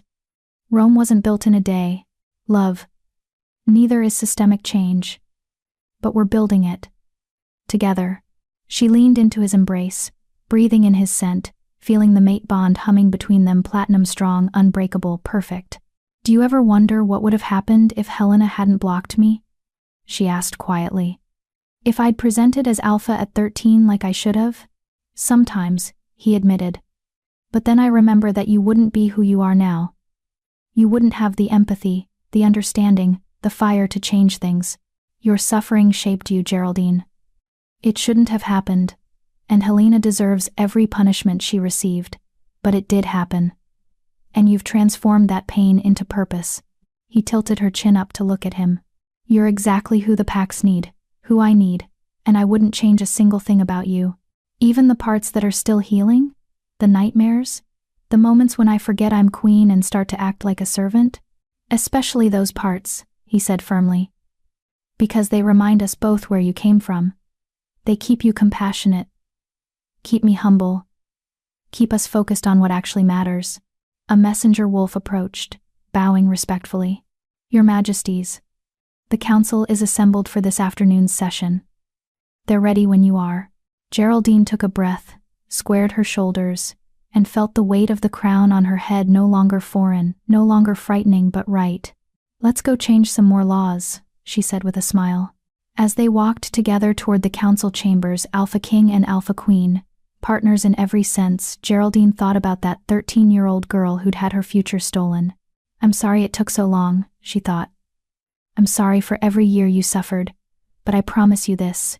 I'm making sure no other young wolf goes through what you did. Your pain has purpose. Your survival has meaning. And your future. She looked at Marvin, at the life they were building, at the changes they were creating. Your future is more beautiful than you ever imagined. Her wolf, fully awake and powerful, howled in agreement. And Geraldine Hester Alpha Queen, uniter of packs, protector of the powerless, walked forward into her destiny with her head held high and her heart finally whole. Epilogue. 1 year after coronation. The memorial garden was complete. Geraldine stood before the central monument, a massive stone carved with names. Hundreds of names. Every Omega who died under abusive pack systems over the past century, documented and remembered. At the top, in larger letters, Lyanna the Wise, first Alpha Queen, uniter of packs. At the bottom, they told us we were nothing. We proved them wrong. It's beautiful, Marvin said softly, his hand finding hers. They would be proud of you. I hope so. Geraldine traced one name with her finger, a young Omega from Silverpine, who died 2 winters before Geraldine arrived. I hope they know their suffering wasn't meaningless, that we're building something better. Behind them, the sound of young wolves laughing echoed across the garden. Geraldine turned to see a group of Omega children, now simply called service-ranked in the new terminology, playing freely, supervised by caring adults, well-fed and healthy and safe. One of them, a little girl with silver hair, looked up and saw Geraldine watching. The child's face lit up, and she ran over. Your Majesty, the girl said breathlessly. Is it true? Were you really Omega before you became queen? Geraldine crouched down to the child's level. I was. For 10 years. The girl's eyes went wide. And now you're the most powerful wolf in the territories? Now I'm exactly who I was always meant to be, Geraldine corrected gently. The power was always there. They just tried to hide it. But it couldn't stay hidden forever. Will I be powerful someday? The girl asked hopefully. You're already powerful, Geraldine said. You just don't know it yet. But you will. I promise you, in this new world we're building, every wolf gets the chance to discover their true potential. Including you." The girl beamed and ran back to her friends. Marvin pulled Geraldine to her feet and into his arms. "You're good at this. The queen thing. I'm learning." She smiled up at him. "We both are. Together," he said, kissing her forehead. "Always together," she agreed. And as the sun set over the memorial garden, painting the sky in shades of silver and gold, Geraldine felt her wolf settle peacefully. They'd come so far. From broken Omega to Alpha Queen, from hopeless to hopeful, from victim to victor. The journey had been long and painful, but it had been worth it. Every single step. And so, dear viewers, Geraldine's journey comes to an end, from Omega Servant to Alpha Queen, from rejected to revered, from broken to unbreakable. But before you go, I have a question that I hope will stay with you. What part of yourself have you been suppressing because someone convinced you it was too much, too powerful, too threatening to those around you? Geraldine spent 10 years believing she was worthless, because that's what she was told, but the truth was always there, waiting to emerge. What truth about yourself is waiting to emerge? Drop your thoughts in the comments, I genuinely want to know. And if this story resonated with you, if it reminded you that your potential can be suppressed but never destroyed, please show your support by hitting that like button. Thank you for being here. Thank you for believing in transformation. You are more than they told you. Always have been. Always will be.